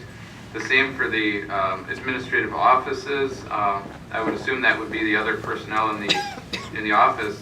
$2,000 have been budgeted there, and that has only been tapped in for a couple $100. And then on the next page, on page 2 now of the general fund expenditures, the very top item, I'm very curious about this one. I wonder, is there something earmarked for this account? It's called operating expenses, and it's been in the past years around $3,000 budgeted and used, and then it hikes all the way up to $12,000 that we're budgeting for next year. So I'm curious about that one. And then likewise in the city hall maintenance one, where just down the page about a third, it's routinely been, it looks like, in the $4,000 or $5,000 range, and now we're hiking that up to nearly $9,000. I'm wondering, are there certain items that have been earmarked or higher expenses in the forecast here for those items? If somebody could speak to that. Want me to talk on the operating expenses, Mark? Yeah. At top of page 2 of the operating expenses under administration. In 2013, with the ACA, with the Affordable Care Act, there was a charge of $5, and I believe it's $5.25 per member of our health insurance. So if you're a family of 3, you get charged that the city receives that charge for 3 members every month. This was something, the decision was made to the city to pay 100% of this. So we put it into that area. Rather than pass it on to the employee. So the Affordable Care Act makes each member, which is a family plan of 5, would pay 5 members Correct. Per month. per month. And actually, I just received something, I believe it was $5.25, and I just received something that in 15 to be, I believe, $3.75 per member. We are funding the ACA, the Affordable Care Act. That is how it's operating. As a follow-up to that, that's pretty darn interesting, the fact that we're not using that healthcare services, but yet we're paying for it. Cleared by law.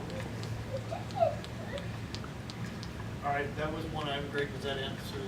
That was the one significant increase. The other one was the supplies for city hall maintenance.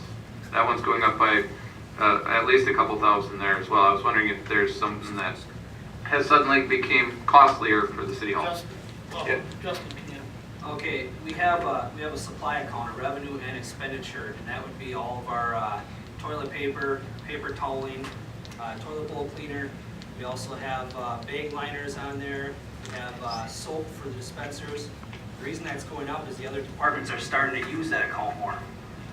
So you should see an increase in revenue and an increase in expenditures for that account. Before, in the past, the departments didn't take advantage of that account. There should be a revenue for supplies.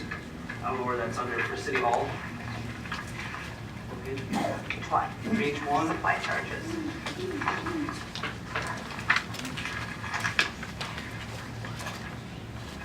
Yeah, right at the bottom there. So I've been having an increase in library using the supplies. I've had an increase in street department and wastewater, utilities.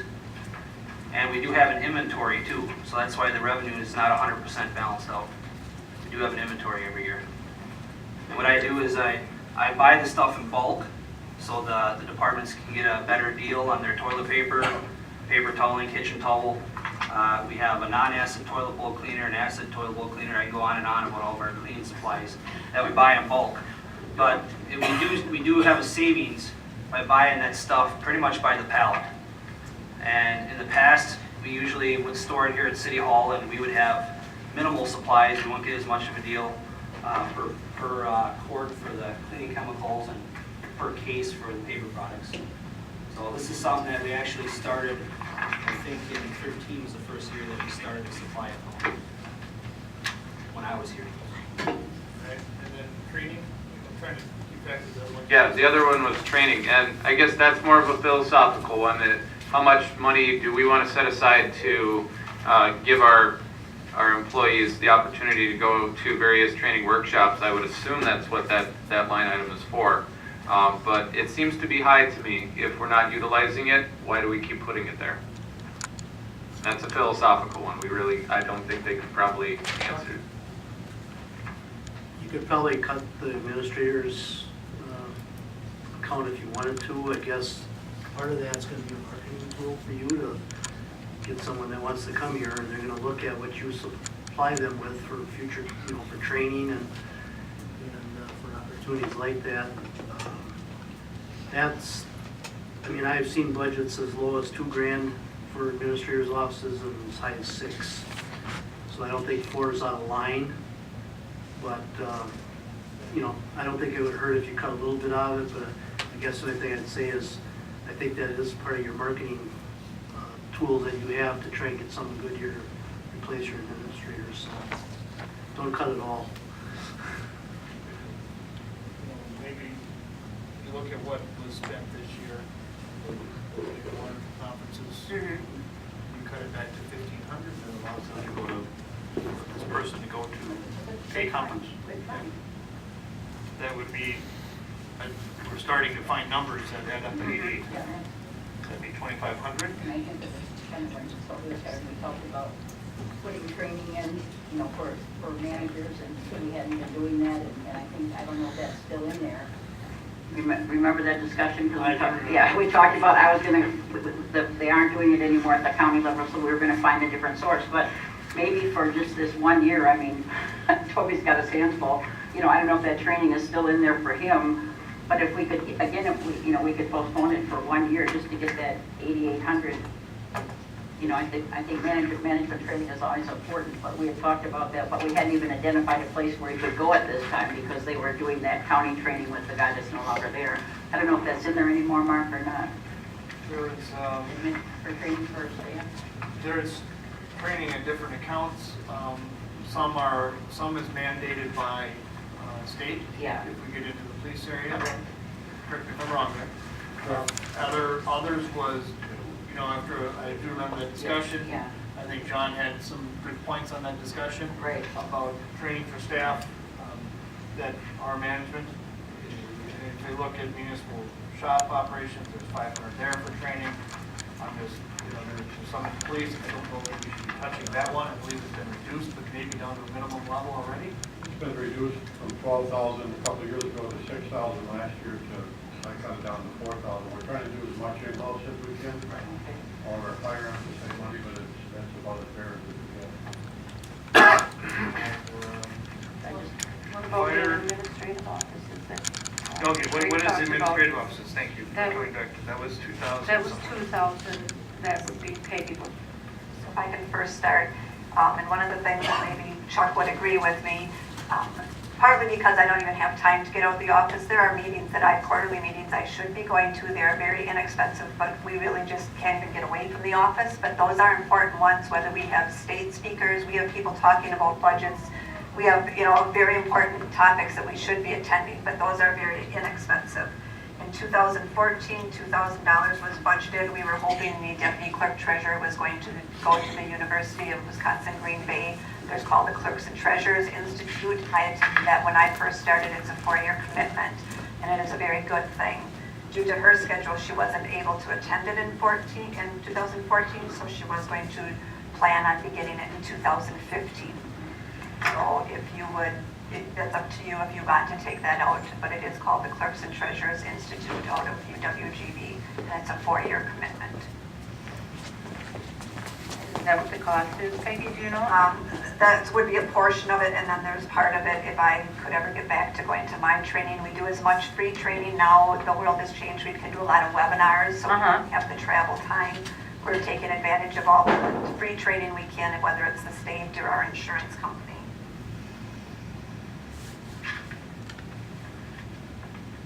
So if you want her to go to that, we could probably reduce it to 1,500. If you don't want her to go, we can take it down to 500. But it is important for this office for our office to get back into being educated on the outside things. I think would probably have been more assistance to Chuck with the budget if I were aware of more topics going on. What's the committee or council's pleasure on that? Or it can't be a council, what's the committee's pleasure on that? Be a council. What is your opinion on that, Chuck? Well, I would say the Clerks Institute is a very good thing for your deputy to have. The day will come when your city clerk will resign for a reason or another, and training is very important in those areas for them, and then to use that experience. So I would leave enough money in there for her to get into that program. And they can sacrifice some other things and, you know, do more on some of the free things that are offered. I think that's fine, but I had both my clerk and Little Chute and the deputy both went through the programs. I think they're excellent. And big, especially when all the elections were going on and stuff, that was a big help in terms of learning the new laws and stuff, all the change in election law.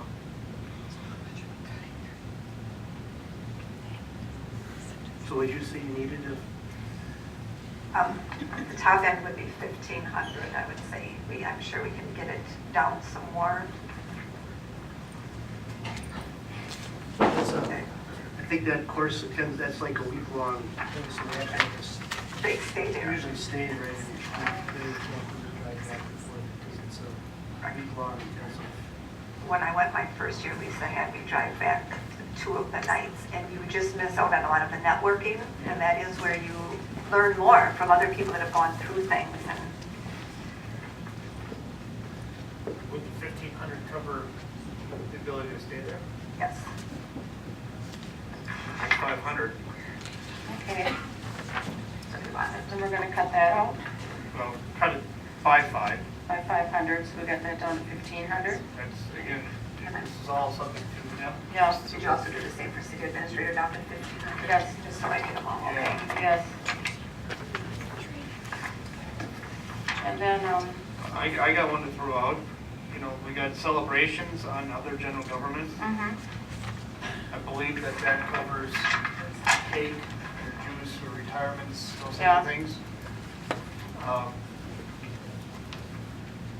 We haven't, we did spend it this year. What sort of things went in there this year? Just for Probably retirement would be my guess. retirement? We had 2 retirement parties this year, so each month out was the normal.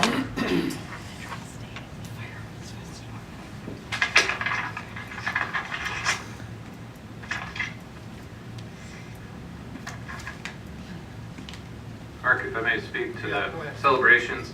At the school district, we have what's called a sunshine fund, and it's something that employees can chip into if they're so willing, and you know, the dollar amount could be small or large, it's up to them what they want to do.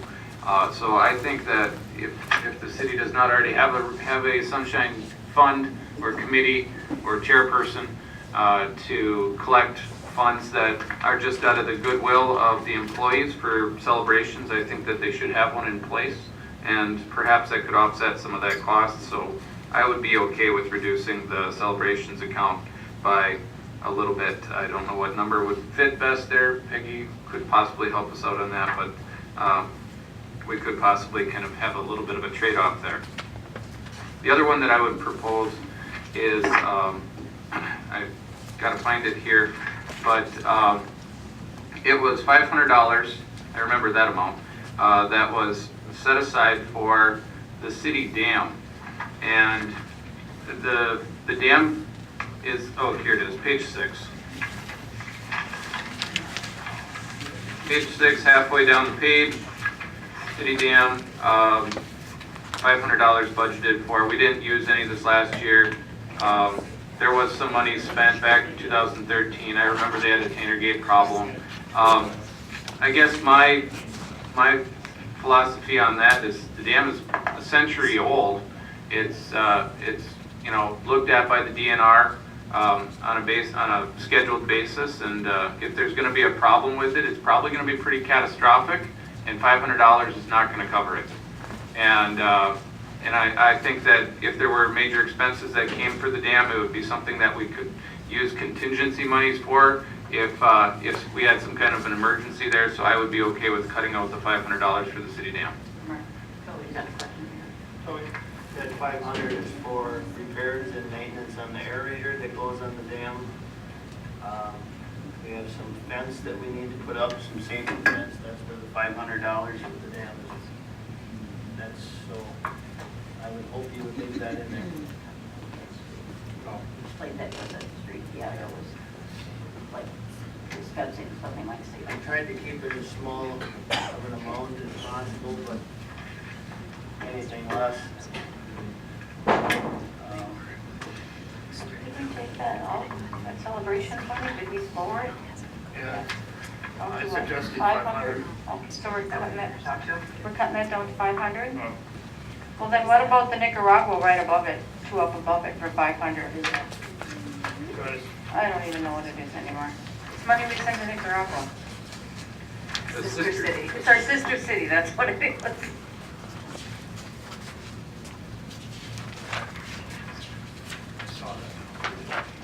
It's under, it's by the celebrations on page 2. Can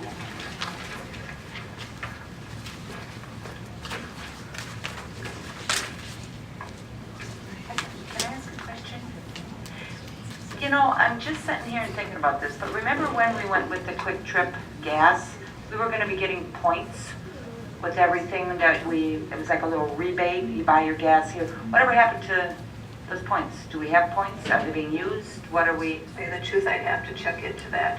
Do you remember that? I do now. that- With them, that was kind of their little perk. It was like, yeah, all the gas you buy, because I thought even that could cover some of the celebrations, could come right back from Quick Trip.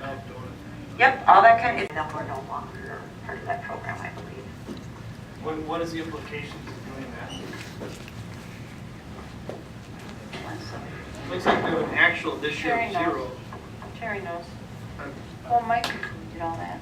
I think, if I'm not mistaken, just so you help me, Peggy, wasn't this to help cover some expenses with shipping donated clothing and things to Nicaragua, but Mike was going to take care of it. Well, I thought there was a bill. Did he call you about a bill, Toby? I thought it was to cover shipping costs to transport over to like Stevens Point where it was put in a large shipping cart and then shipped out. Yeah, the Gaylords get packed up or something. I know you guys delivered things in that location.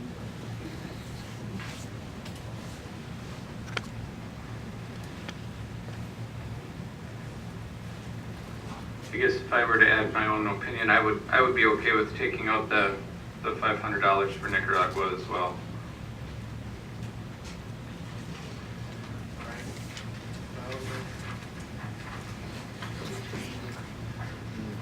If there have been expenses this year, are we to process them? Well, if they're incurred already, I would imagine we'd have to. But I don't know if Mary Coates and Mrs. Bassett still are any part of that or not. I can ask Mary, but I think what they did was always on their own. I don't know, I can find out for sure from her.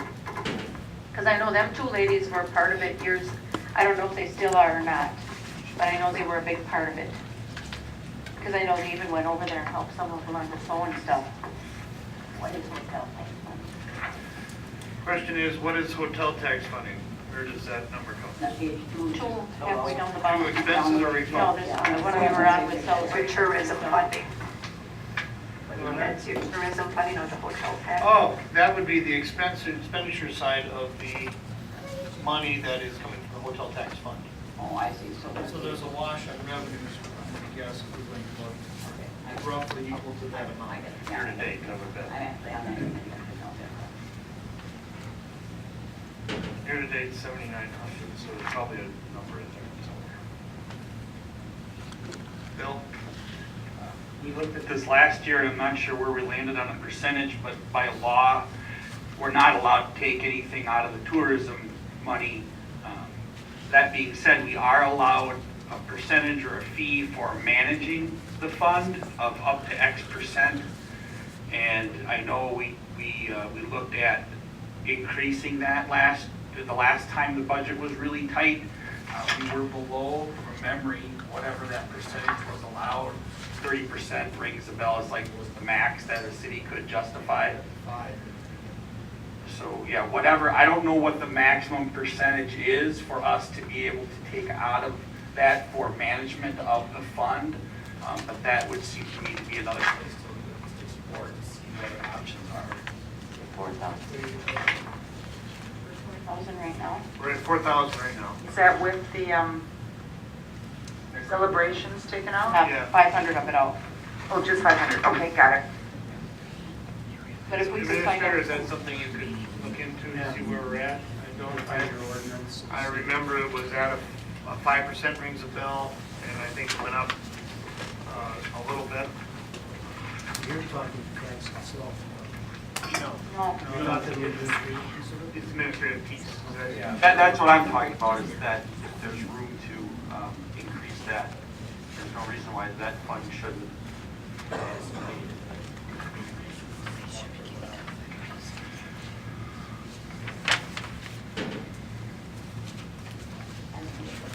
Okay. I went to a county board meeting, and they talked about the fact that the state is no longer gonna fund the tourism project that we're a part of, and so they're gonna be coming back to the communities and ask us to pick up what the state has been paying.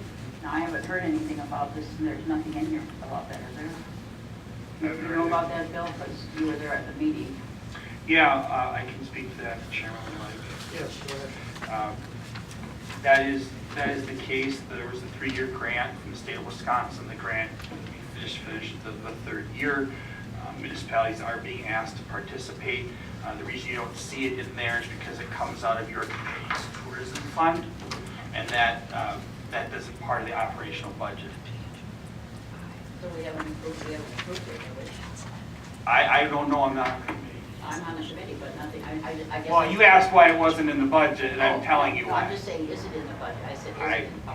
I don't know. But they said that they're gonna be coming back to us and asking us to pick up the state. Now, this was about 4 months ago, and I haven't heard anything about it, and the tourism committee hasn't heard anything about it. I can maybe ask Kevin. But there's nothing in here for that. But I think Bill's point is if there, it wouldn't be in here regardless. If there was, it'd be an expenditure on the same line, and then we just asked about it, and there'd be a revenue to manage, because it's coming out of a different funding. Whatever that amount might be, and that's a decision we can decide to do or not. Yeah, We can decide to do, but if it does, it doesn't affect the Yeah. any. Mark, I got two. Yeah, sorry, go ahead, Craig. Seeing that we already tackled the training expenses within the city hall and so forth, we do have another line item for training expenses in the fire protection, and that is found on page 4. And again, I want to reiterate, I feel it's very important that we keep our staff and firemen included well-trained. We've got $3,000 budgeted for that, and the past couple of years we have not fully utilized that $3,000 either there. Perhaps we could lower that by a little bit without incurring any loss of training to our firemen, I would assume. And the other follow-up, totally different topic, but I remember we talked about was the amount we're paying for the water beeper to be used. Is there any realized savings that we can make in reducing the cost of the beeper? And what is the current expenditures that we have for that beeper? For carrying the beaver. All right, so Let's- first we'll go with the fire. There is no beeper. Pager. It's on call. Pager? There's no Yeah, it's an pager. on-call. It's this paging system, but we'll come back. We call it the beeper because that's what we understand. First, the fire. Comments? Comment, I guess, as far as the training expenses, if you look at 2012, it had an actual of 3,100, and then you've seen kind of a drop off, 1,700, 2014 being even less at this point, primarily because we didn't hire anyone. In 2014, we hired 6 personnel. We're looking to hire 3 more personnel. We're trying to add 20% to our staff, so they need to be trained. They're brand new. They have no understanding of what's needed to be a fireman. So that incurs cost. I mean, there is some support back from the state. However, not everybody passes every class, so that does add on to cost to us. We've also increased some of our standards for the training significantly. Some of the assistant chiefs need to complete some training to meet the minimum requirements in being hired, so they need to be taking some of the classes that aren't paid for.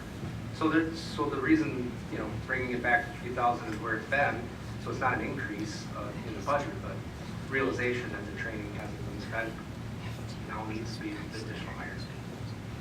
And does that cover physicals and some of those things as well? That would explain why under the next one down, under hiring and testing, why there's a significant increase this year. That's the physical portion. Right, now that Justin's here, we can ask you get some questions. I wanted to ask about the disc golf expense. I know that was a donated course, and we've not, but it says that we spent $5,000 in 2013. So I had thought that was something that was donated. Now I see we're going to spend another $4,000 on the disc golf course. That's the remaining balance of the $7,000+ that we had to originally. Donated. We had it all donated. We had that what you see there is what's left over from the donations. That hasn't been spent yet. Oh, I'm on expenditures. Yeah. Oh, so it's coming out of a donation. It's coming out of the donation Okay, account. okay, that's what I It's thought. another one of those wash accounts. Yeah, I got it. That's what I thought, but I just saw it and I thought that. Yep. Can we go back to the Beaver? Oh, yes. Or buzz pager? Pager, thank you.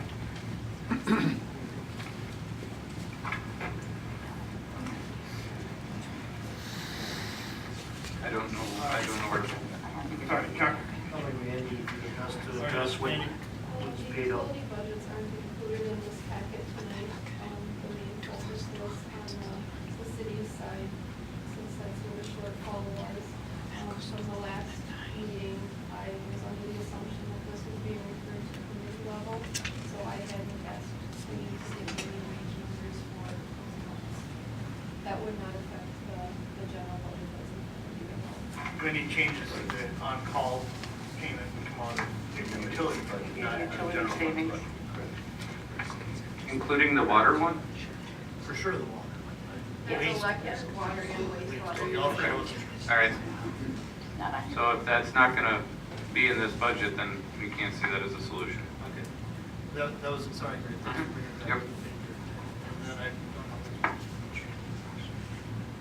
I'm just gonna say, what about municipal shop operations? There's, on page 5, there's $500 in there. I'm not sure what that is about. We've spent $16 of that since 2013 and never nothing budgeted, so maybe there is something.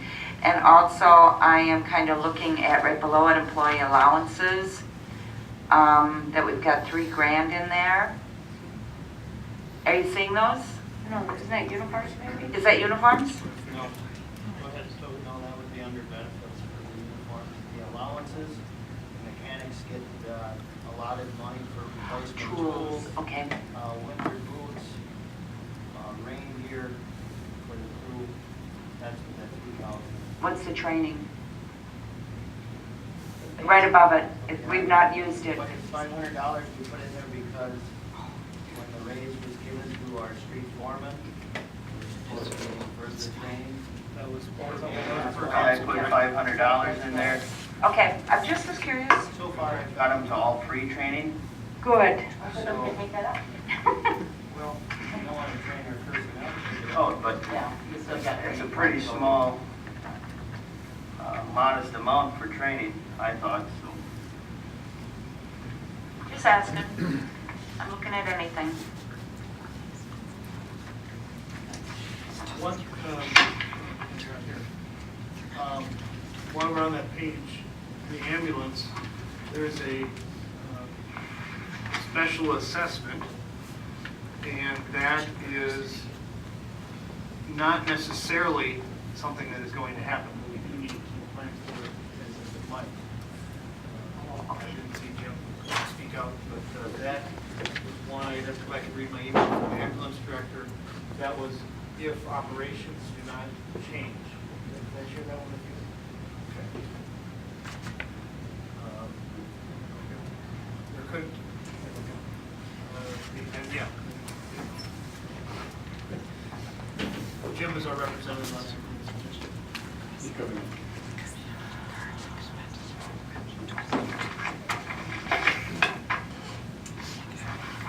And it's a big one. It's $35,000. Yeah. They ate up their fund balance, right? Jim, the question is for you, as our representative, welcome back. As our representative on the ambulance commission or the ambulance board. Yes. The ambulance subsidy, and then right, this is on page 5, expenses, fund expenditures, right below it is the ambulance special assessments. Can you tell us what that special assessment was for? Okay, that was gonna be for the cost for the new ambulance. New ambulance is in capital. Yeah. It's a 6,600. This is operating.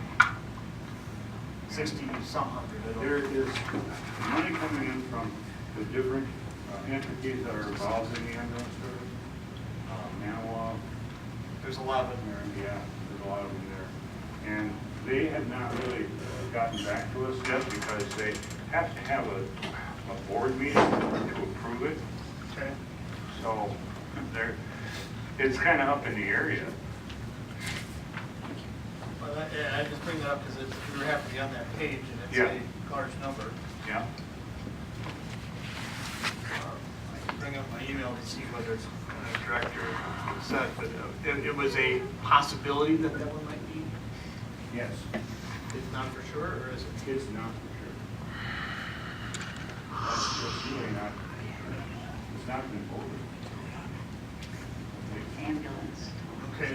I was talking to the director last night, and he said that if there was any question, that he would be happy to attend any meeting to explain all the situations that, are going on here. And he did explain in the email to me about operations. And he says email that we're spending a fund balance to maintain through the years. If that's where the fund balance went, why they're having to replace it. That's right. Well, there's been a lot of equipment changes. I mean, they've added a lot of equipment. They're trying to increase the salaries, things like that, as to attract more people, qualified people. They're having some difficulty keeping people on board. Every township seems to be having some issue of some sort. And there's so many townships involved that, I don't know every one of them's a problem, but they all seem to have problems. And, they've been talking about it now for, the last 3 meetings. And, there's talk about it, there's going to be the next meeting, it'll be the same thing. So they haven't really resolved all the issues. Bill? On page 6, total public works, right at the very bottom. Last line, animal control. The actual for this year's next, $7,600. There's $11,000 in the budget for 2015. I guess if I extend the 76, I come up with like 99,600 through the end of 2014. If that you know, 10,000 would be more representative. Oh, I see what you're saying. So there appears to be an estimate that we're going to spend the budget at that animal control. There's 1,074 spent. There was a change in hours. Oh, we have a lady working there now looking at. Right. Well, I think we cut it from 14 to 10. Okay. So the change in hours was south. Is that right, Terry? What's that? That we're changing the ladies' hours at the animals?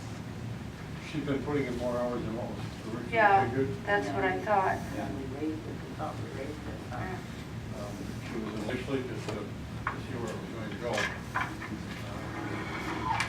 On the backside, there's been a lot of expenses that she's saved us. She's got us some scraping deals on spaying and neutering and adopting these animals out.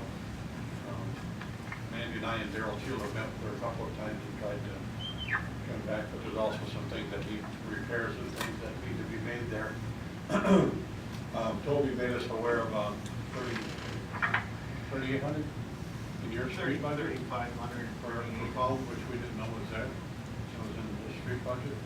That phone was built 30 plus years ago, and that needs some serious attention. And we're trying to get some things done before the end of the year to make it more weatherproof and more efficient. It's pretty drafty, pretty filthy and run down. They feel 11,000 is a good number. Mandy, this is, The salaries, employee benefits, and gas expenses are probably pretty accurate for 2015. If you wanted to make any changes, it would be in that operating expenses where it's budgeted at 4,000. That covers, any type of medicines or supplies that you would need to purchase. So that would be where we could make cut if necessary. Can I? Okay, but how much are you talking of being able to cut? I mean, you can't not take care of the critters.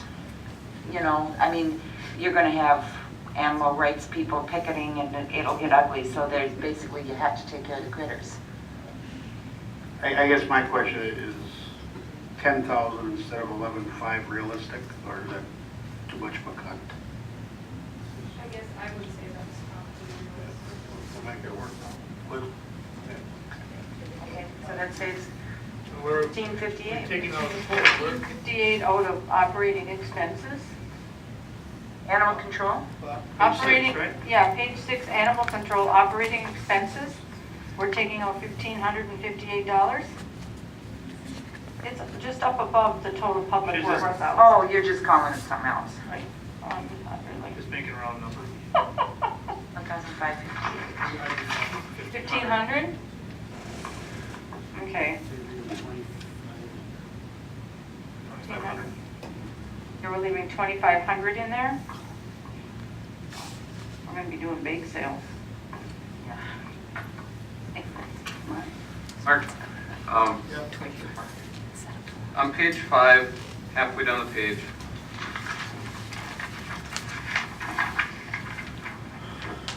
fire inspection is going up by about $3,000. I'm curious as to why. We want to check that out, don't we? Fire inspection. Fire inspection, which it seems to be going up by about $3,000 compared to where it's been. Chief Krieger, the Jim Drake House was contracted. I believe the salary was reduced over the last 2 years. And we were very local to me that we wanted a salary increase. I mentioned he gave me some facts, but he has given his resignation. I did a little bit of shopping report with the Police and Fire Commission that the cost to have some of the services that are available to do that are going to cost substantially more, $30,000, $40,000. So what I did is I worked with some other communities, came out with an approximate amount of hours, utilized the hours that were paid as firemen at $11 an hour, and equated that into the amount of inspections that are to be done. Did not account for any of the re-inspections, but that came to that salary. What I did have in my proposal that Peggy corrected, which added to that as well, is that employee benefits, it's not the actual employees of the city, whereas Jim was contracted. So that added $1,000 in benefits that I didn't think of, I guess, in my proposal originally. So that's where the 3,000 kind of grew to the difference. So it was approximately $1,500, $2,000 for the, based off the hourly rate, and then about $1,000 in benefits. That answers it. Jim, the Veterans Memorial, I have to look and find the expense sheet, but is there an expense, or is this just fundraising, or is there actually an expense to us at the beginning? Well, we didn't have any money to start this expansion project that's underway. I paid for the sign myself for advertising for the expansion. I saw it, it's nice. And then there was another sign that I wanted underneath there asking for donations.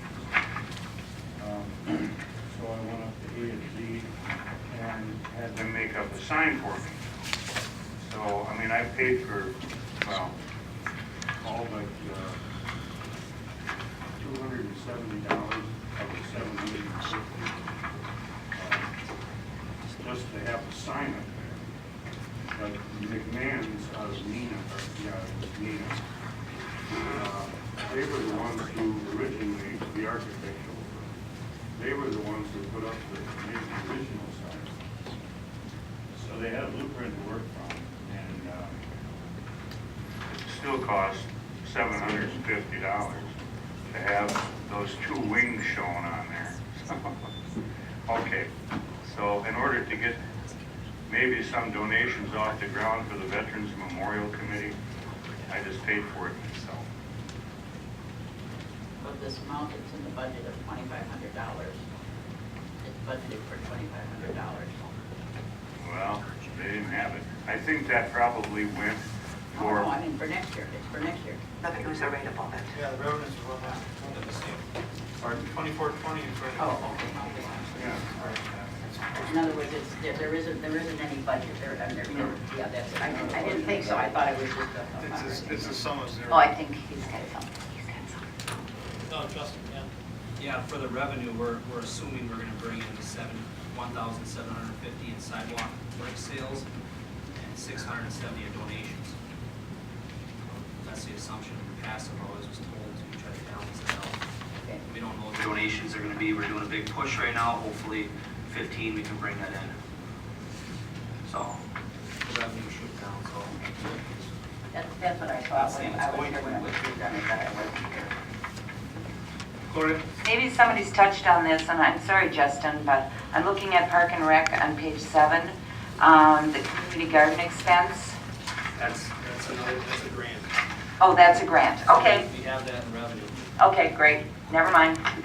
Never mind. Thank you. Go ahead, Jeannie.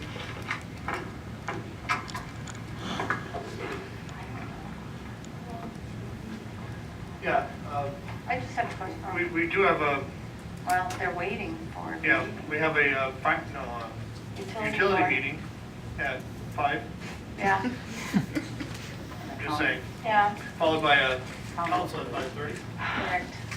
Okay. And it's We're- an hour out. We're closer. Is there things that, we're pouring through and we maybe are not using the most efficient time here? If we can do one last round here, or other suggestions? Jeannie and I see Greg. Page 2 at the top, under gift and memorial, and it's under administrative offices, we have $1,000. What is that used for? Because we had the sunshine thing, part that we took out right here under other government. But what is the $1,000 for gift and memorial? Thank you. That's just true. I see we've spent $642 this year, or so far, and $1,000 is usually budgeted. I would guess, I think he's looking at something. That's plant flowers for Okay. past city employees or past mayors, past those memorials. That's a guess. Right, right track? Yes, you are. Between the two, some of them actually go between the two accounts. If we're getting close to budget on one, we go over to the other one. Okay, and then you go into the, oh, I see. So we can send a card to the flower I fund. was just gonna say. Well. I hate to sound that way, No, but- no, I mean, I think that, I think. So that's should we something- take 500 out of it and cut it down to 500? Okay. That sounds terrible. So are we changing what we're doing then for things? I'm just looking at the past history. While I haven't looked at the detail of it, I've just seen that we've always spent over the 1,000. So are we directed to change something? Yeah, right. on that. There's $500 in the budget. Send smaller. Yeah, Okay. I guess to sound really cheesy, and I know it sounds cheap, but I used to work for a place, we used to do that, and it was, they'd send a rose. I know that was really cheesy, cheap. But, I mean, it's more or less the sentiment of it. I know, I think, Jeannie, at one point they used to give something to the library, and even then you could get away with, say, $10 for the library. Yeah, and that I think is probably, yeah, but even if it's a $10 memorial to the library fund that the city was giving, I don't think we're gonna have 50 people. I just think that's a nice thing. 50 people die. Back to Yeah. celebrations. Go ahead. That is also the Memorial Day. Oh. Last year I asked for money for the Memorial Day, but, Right, but we still pay for the buses for flowers, the rental of the PA system. okay, We pay for the schools, the kids, the bands to get places. okay, because there won't be any extra money. We must not have always done that, because if you look at the previous years where we spent $450 in 2013, there's no way we said buses, parades on those, on some of these years we looked up. In 2013, and I have two bills, one of them for some reason, the Village of Bear Creek paid. Oh, that's right, I remember that now. So $216 the Village of Bear Creek actually paid. I believe we asked them if they would pay that.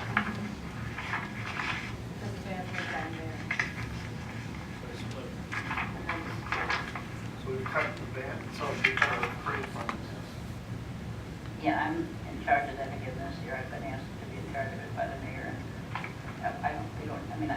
Doesn't the school send a bus for their band? We paid for it, no. It's our parade. It's our parade, we paid for the bus. Maybe the firemen could that test that their parade. I've seen the chief nodding.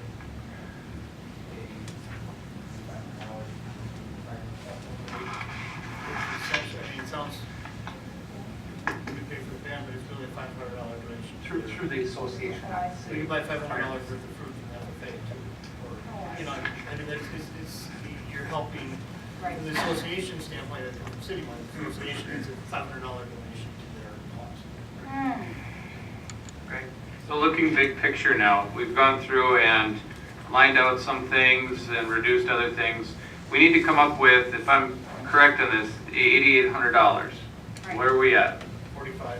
45? I think aren't we a little more than that? 25, Oh, yeah. 35? Yeah, we're more than that. We're, 6. I forgot about the animal. yep. And that's leaving the pool in, correct? So far. Okay. We don't need to take anything out. If we can find another $1,500, $2,000, then the budget's done.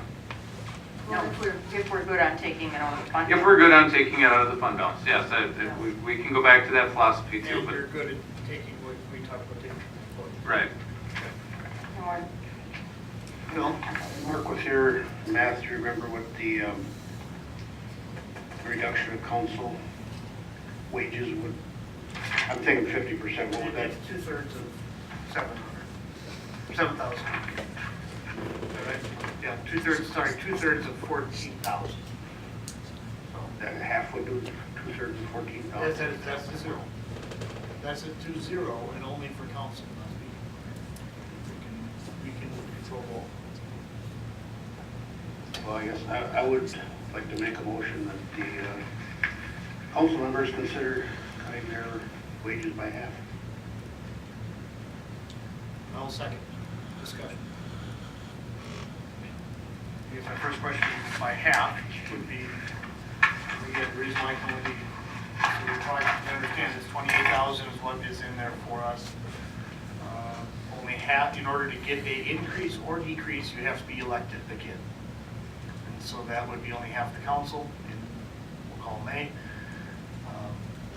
That would be 14. So if you cut it in half, cut it by half, so you say 7, you can say 2/3 of that. We could do the math on that, but that would definitely put us closer to the 10, instead of 8,800 that our administrator is asking for just to make it a little brief. Discussion. I know it was asked, last time we talked about this, someone brought up, did we think it would hinder people running for office? And I'm of the opinion, it certainly wasn't for me, but I am of the opinion that it would be a factor, particularly with younger people. And I think we do want to get younger people's side. I just like to add that. I think that would be a factor that there's a little incentive to get a little something.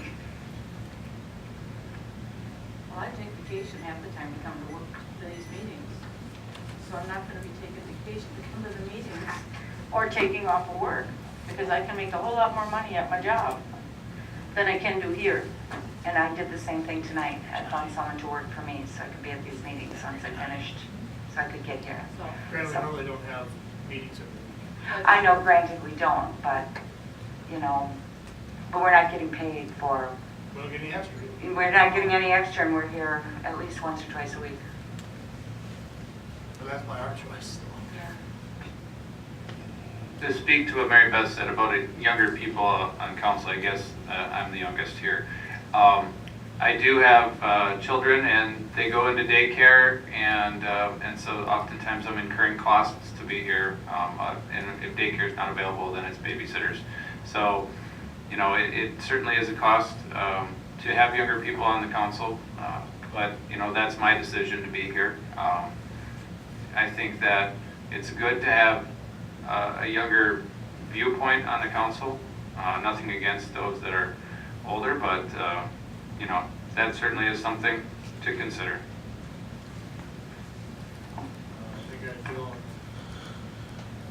I'm for cutting the salary. I've been for it. Mr. Hankins was here and would bring it up every year. And frankly, folks, from the people I talk to, I don't think it's the lack of pay that would scare people off from being a part of the council. I think that's the last thing people would worry about.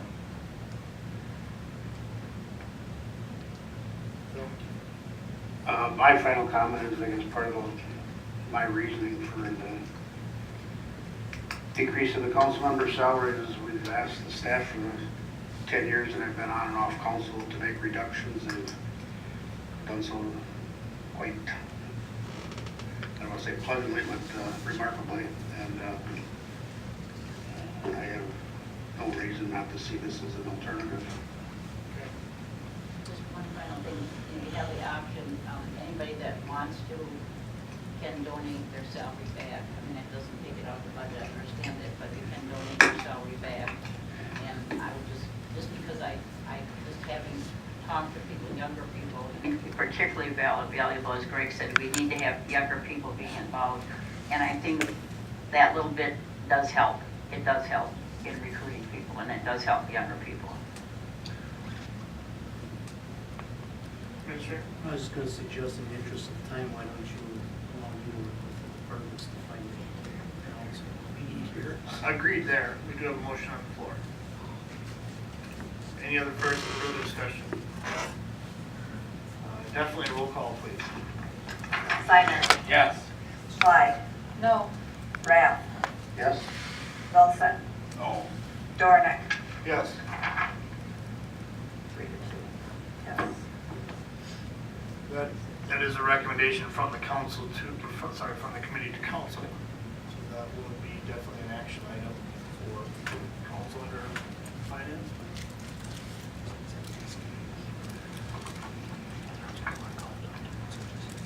All right, and so in the interest of time, I think we could find 2,800. Is that okay with the committee? have one other,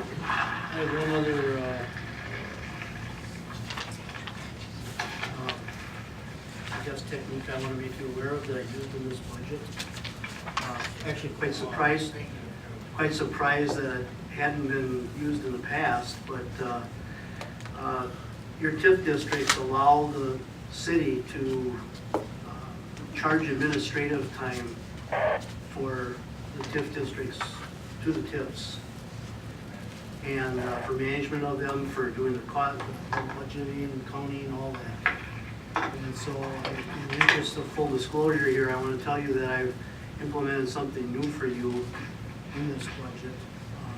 I've created 10% of the administrator's wages and benefits will be paid for by TIF versus the levy, 5% of the clerk, 5% of the attorney, and 5% of the public works director.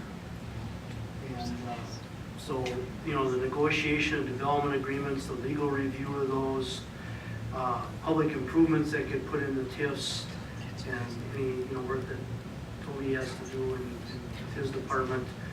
So we were able to lower the levy a little bit, the levy expense of those salaries, and have that paid for by the TIF. And that is something very common in almost all communities. That's why I say I was very surprised to see that you weren't doing that here.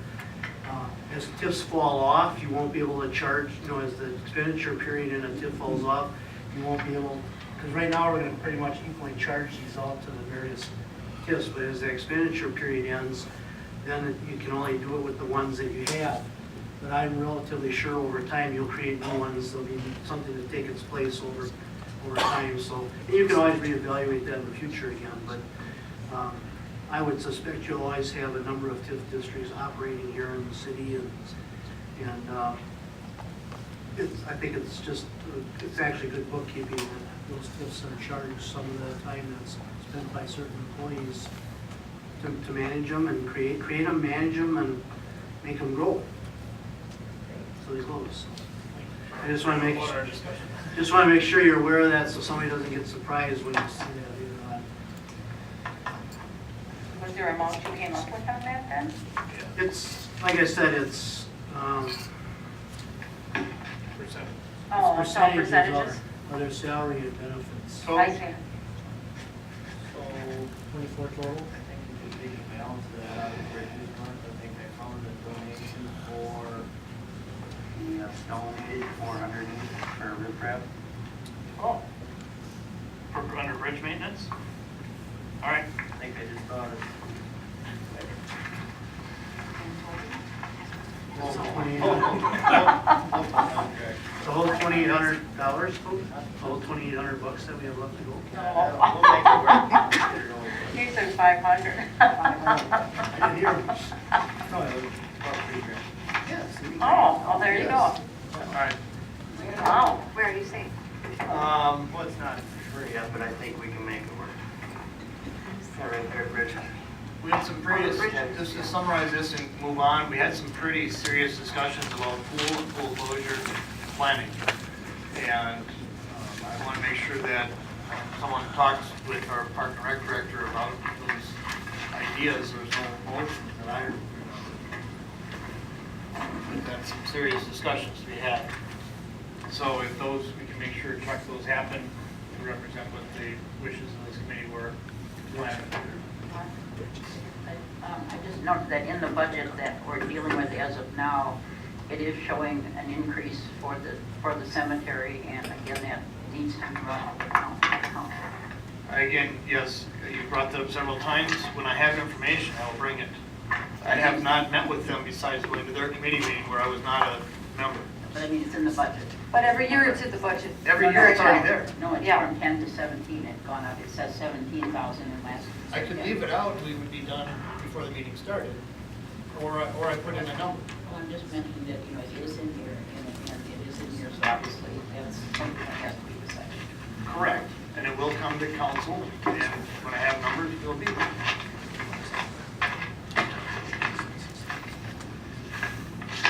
Question is, we have consensus on the fund balance issue.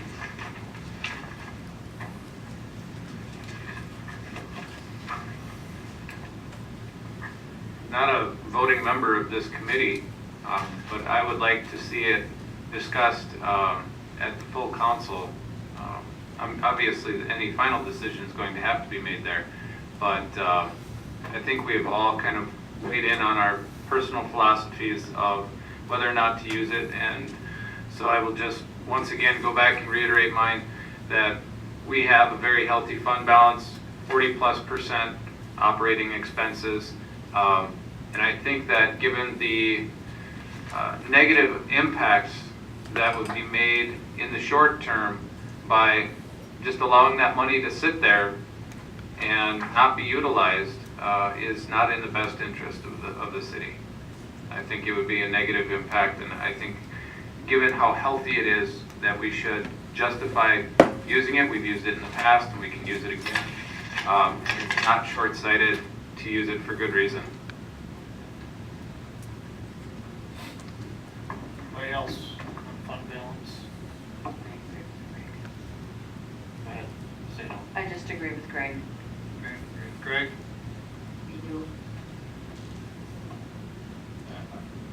All right, I see a nod from Gloria as agreement. Bill? I don't think you're surprised to hear that I disagree with it. I think it's a terrible precedent. I think it kicks the can down the road. I've heard several mathematical scenarios where we get the money back. I don't think they're accurate, and we're going to set a precedent. Yes, we have used in the past, never to this level. And we'll be right back here next year wondering how to get the money, looking at the fund balance, and we'll be right where the ambulance was. I think that's very telling that we've got to kick in $35,000 this year, because if the ambulance had kept their house a little cleaner, we wouldn't be in that situation, and they probably didn't think it was a bad idea to spend down their fund balance. Besides that, Ellers, who we pay to give us advice and are absolute experts on this, from what I was told, they didn't describe it as good fiduciary responsibility to do that. For operating. For shame. And that's what we're talking about, is taking it from operating. So I don't know why we would pay these folks to advise us and then ignore their advice. I agree the situations are difficult. It's tempting to look at the fund balance. I'm not saying we shouldn't ever touch it, but to this level is frankly irresponsible. Jim? Well, in disagreeing with Bill on this, I have to say that I do disagree, because I think that this is something that this community has gone through a lot for a lot of reasons, and this is one time when the budget has to get balanced. It would be good for healing the community and getting on the straight and narrow, and it has certainly been used in the past a number of times. It has not caused adverse effects in the past. I see no reason why it should in the future. It's not kicking the can down the road. It's straightening out a lot of problems, and I think we need to do that. Greg? There's a couple places where fund balances have been pretty hefty in the news, like the UW system had a huge fund balance, and when that came to light, you know, the philosophy was, hey, knock it off. You shouldn't have that much money sitting around doing nothing, and it should be put to good use. And so I think here we are in kind of a similar but smaller scale situation with, you know, a lot sitting in the bank that's not being utilized and should be utilized. And while in the case of the ambulance, you know, there's situations that you can't predict, and changes in healthcare and how people are going to be riding the ambulance or not riding the ambulance, that's out of their control. And so they've used into their fund balance to accommodate for changes that were beyond their control.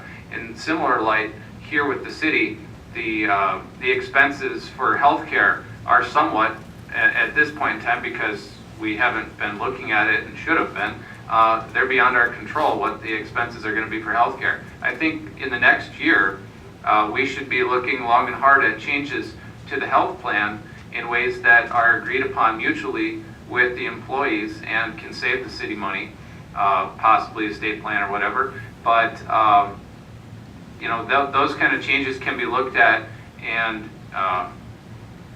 made to help balance the budget so that we don't have to tap into the fund balance next year, or not nearly to this severity. All right?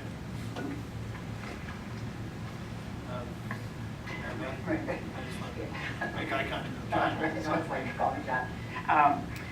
First of all, Mr. Zeinert hasn't, Jeannie mentioned, this is 3 salaries, and we're looking for, if there was an alternative, we'd like to hear it from you, what your cut would be, because this is a cut that this committee has come up with, or this is the solution they've come up with, and we need to, when we say we're not in favor of something, I think we do need to say what else we would do. And as far as the ambulance, Jim shared with me that the city has not been represented. He just found out they're real surprised when he goes to the meetings, and so, we do have a city representative, so I don't know what happened in the past, but I think. Mike Hankins has been at every meeting in the past. Oh, that's.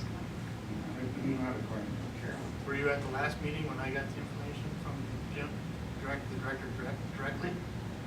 Well, I've been to all but one meeting. And that's the only one I know about. Since, yeah, that's the only one I've missed since I've been elected. And my predecessor was there for 3 meetings the entire time. I'm not aware. Okay. And so I think, Bill, we need to hear from you then. What is your solution? Cut 3 salaries? Vice Chair. Well, I appreciate that now that you feel like you need to single me out, but that's fine. Here's my solution. My solution is this. My solution is don't mortgage the future. My solution is don't roll your eyes, madam. You do it to people out there, now you're doing it to me. Who's presiding at this meeting? Back on topic, please. You need to take a look at salaries and positions. I don't pretend to know which ones, but I do understand budgets, and I understand that we're taking $170,000 this year. Next year, even if we get the subsidy from the state, you'll still be another 80 to 90 underwater. You can't keep a structural deficit. I don't have a specific answer for you, but what I do have is the reality that you can't run on a structural deficit as a city. And if you would recognize that and take a step up and help solve the problem, I think we'd be a long way off. I'm not saying don't ever dip into the fund. I'm saying that taking it for purely operational expenses is very much kicking the problem down the road. The problem, the structural deficit, will be there next year. We could pretend that it's not, but it will be. And you can roll your eyes again, that's fine. But it's there. And it's time for us to get serious about it and stop talking about flowers and start talking about how we're going to run a city. There are any number of cities and municipalities around the state who are our size who manage to keep their citizens safe, to pick up garbage, to do all sorts of services. And they're not taking out of their fund balances to $170,000. So there are ways to do it besides the one that we've talked about today.